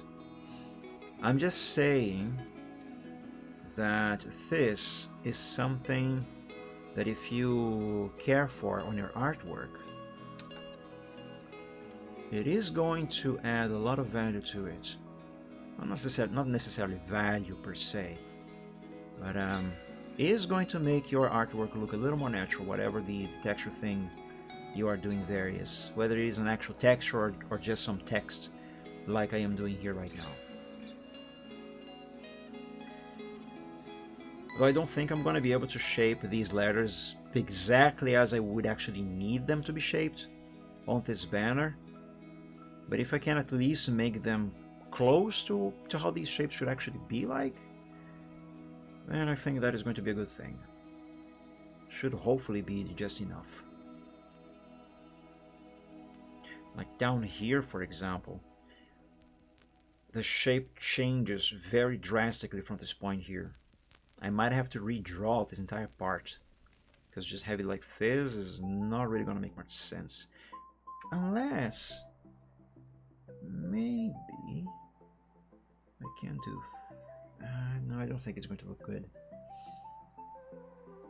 Well, I'll try it anyway. Same thing here.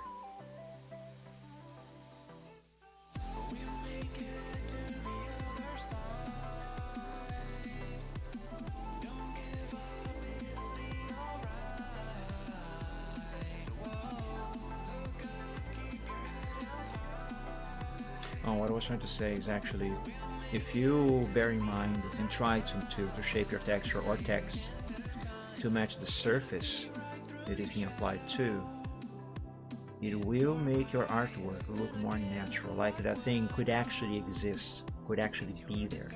I mean, that it actually is there.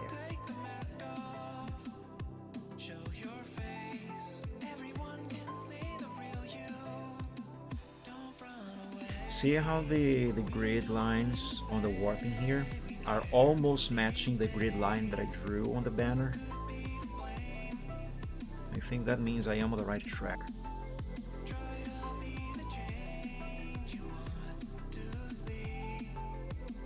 Okay, let's just a little bit there. Okay, let's apply this for the K.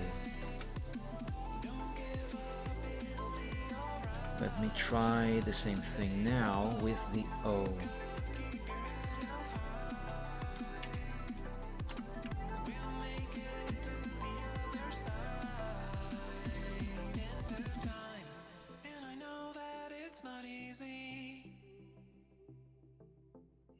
But it all comes back around. Everyone's life has a meaning. take a breath and don't look down. I've got you now. We can find the hope again in you and keep the faith alive. Yeah, again, look how the grid lines on the warp are shaped and compare them to how the grid lines that I drew on the banner are also shaped. See, they are similar.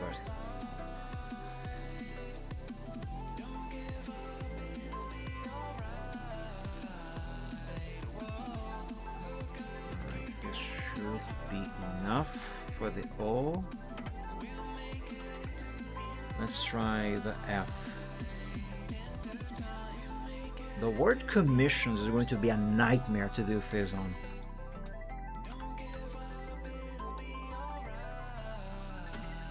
I imagine that it's going to take a long time, a very long time. We'll make it to the other side. Just stay alive. I like the lyrics of this song.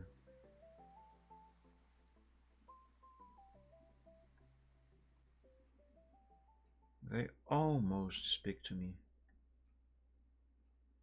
on a deep level.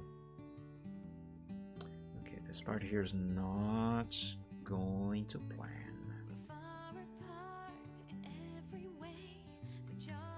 It's not shaping quite correctly.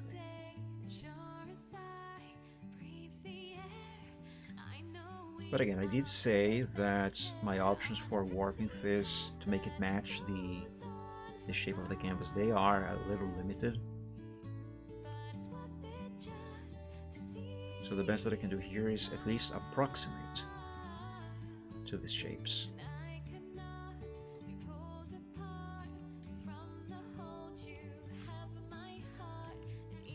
Now this word being an actual image, if needed, I can maybe do a few touch-ups with the brush. Erase a few bits here, add a little bit over there to make it more closer to the actual shape of the banner. Something that I can't quite accomplish as well with the warping. Best I can do with the warping is get close to how it should be. And then I should be able to work the rest from there, if necessary. Which it might not really be necessary. Alright, let's do the I now.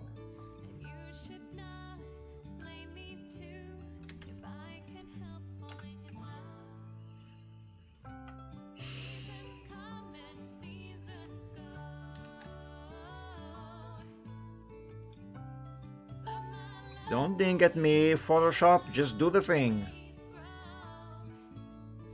Do the thing, but don't ding.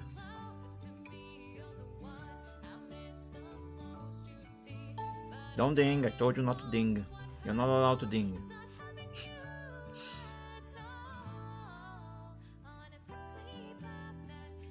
Ooh, I am messing up a little bit here. Oh boy.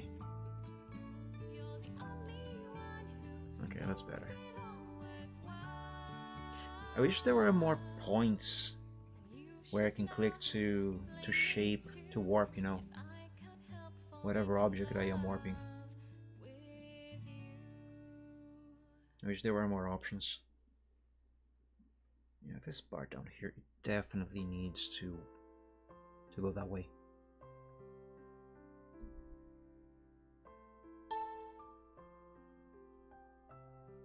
Yeah, the eye I think is going to be the most difficult one to get right, or at least as close to being right as possible. That is okay, as I said, so long as I can at least approximate it.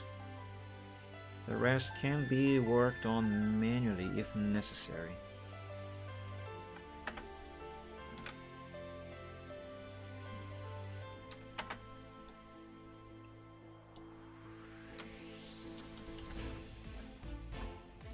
Let me do a thing here now.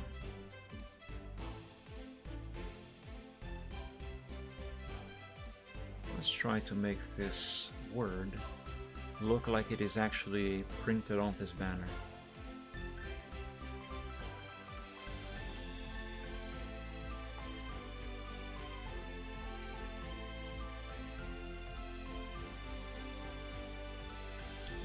change the color of the word to black, pure black. But then the blending modes are not gonna work. Not as well anyway. I think I have an idea.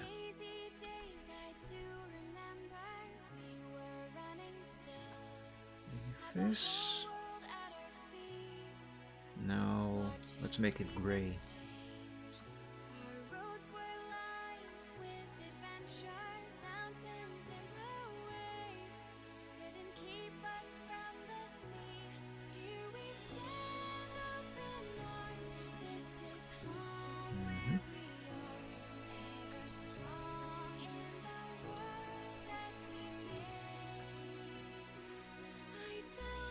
Wait a minute.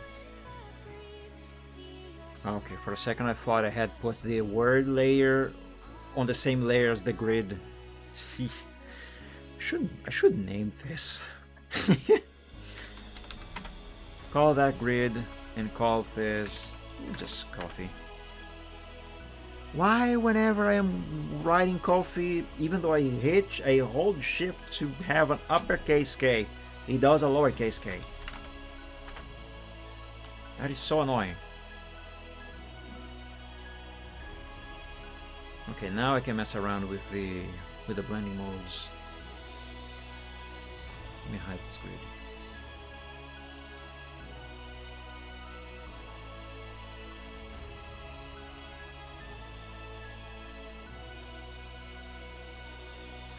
Could do this.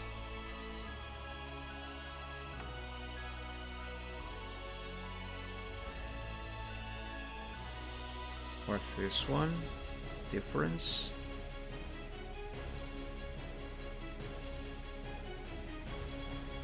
Let's see difference.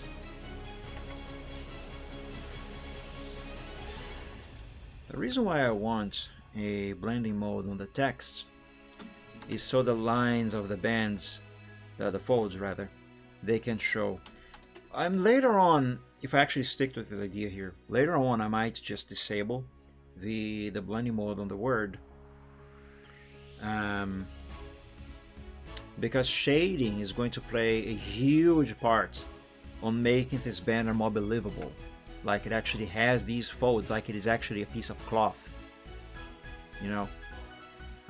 It's not the best that I have ever drawn, but it's gonna help.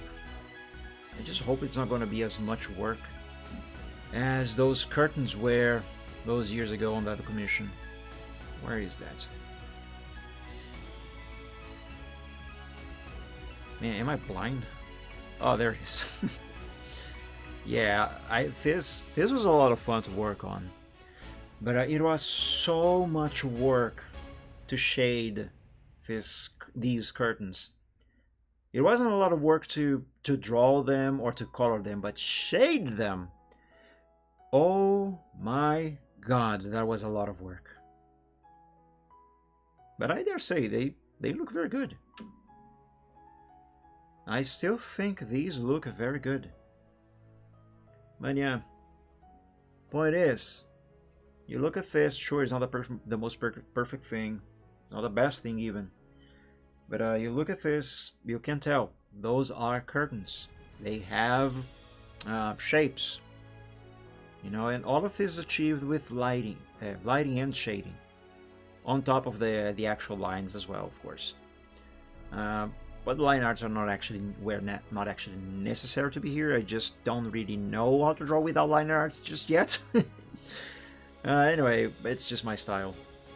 The point is, most of that, like 90 to 98% maybe, of these curtains here is just shading and lighting. It's just that. And this is a much simpler piece of cloth, so hopefully this is going to be a lot easier to do. But anyway, one step at a time. For now,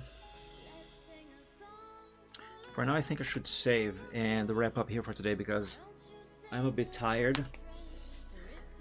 And I'm gonna have to resolve what I'm gonna do with my fridge that is not cooling, and I have no money to call someone to check and fix. I really hope the food in there is not going to spoil. Anyway. So guys, yes, I think I'm going to be wrapping up here for today.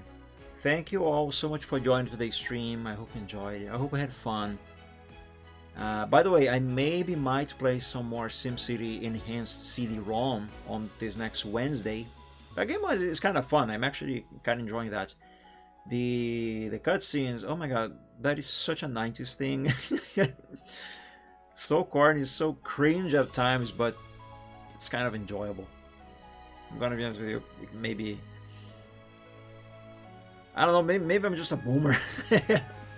Just a boomer. But I was having some fun. Anyway, so yeah, just maybe. I might not do any streams on Wednesday after all. Regardless, tune in next Friday, if God's willing, for episode 3 of Wolfenstein 3D. And yeah, that's gonna be everything for now. So everybody, again, thank you so much for joining the stream. I hope you enjoyed. I hope you had fun. Have a great week, everyone. Enjoy the rest of your Sunday evening. And when you go to bed, sleep well and dream of dragons as always. Almost forgot to say my blessings. God bless you all. Stay safe and healthy. Sleep well when you go to bed. And as always, dream of dragons. There, now I made my outro correctly. Anyway, guys, thanks so much. Have a good one. Bye-bye.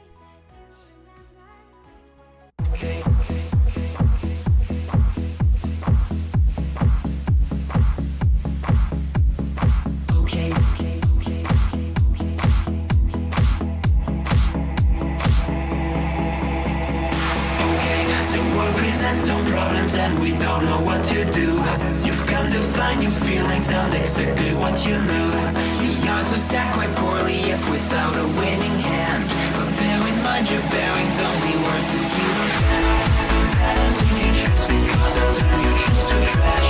You've got to set your sights and hopes on setting not to crash. Citrus can seem quite big if you don't make your plans unfurl. But I will not let that my opinion of such bet on sinking ships because they'll turn your chips to trash. You've got to set your sights and hopes and setting not to crash. The truth can seem quite bleak if you don't make your plans unfurl. But I would not let that mar my opinion of the fact that said if you could fix the failings of the current paradigm, we would have a hero who's supposed to be elusive and on time. Just on time. And then we would all contrive new conflicts, you know. So bet on sinking ships because they'll turn your chips to trash. You've got to set your sights and hopes and setting not to crash. The truth can seem quite bleak if you don't make your plans unfurl. But I would not let that mar my opinion of the year. Bet on sinking ships because they'll turn your chips to trash. You've got to set your sights and hopes on setting not to crash. The truth can seem quite bleak if you don't make your plans unfurl. But I would not let that mar my opinion. Stipulations placed before you to get all the things you really need. Mr. Big may make things hard, but you have got to plant your seeds. Go to war, fight more. Your dreams thrive by competition. You'll find no one famous ever got there just by flinching at their foes. Cling against the torment claw with all your might at what you know.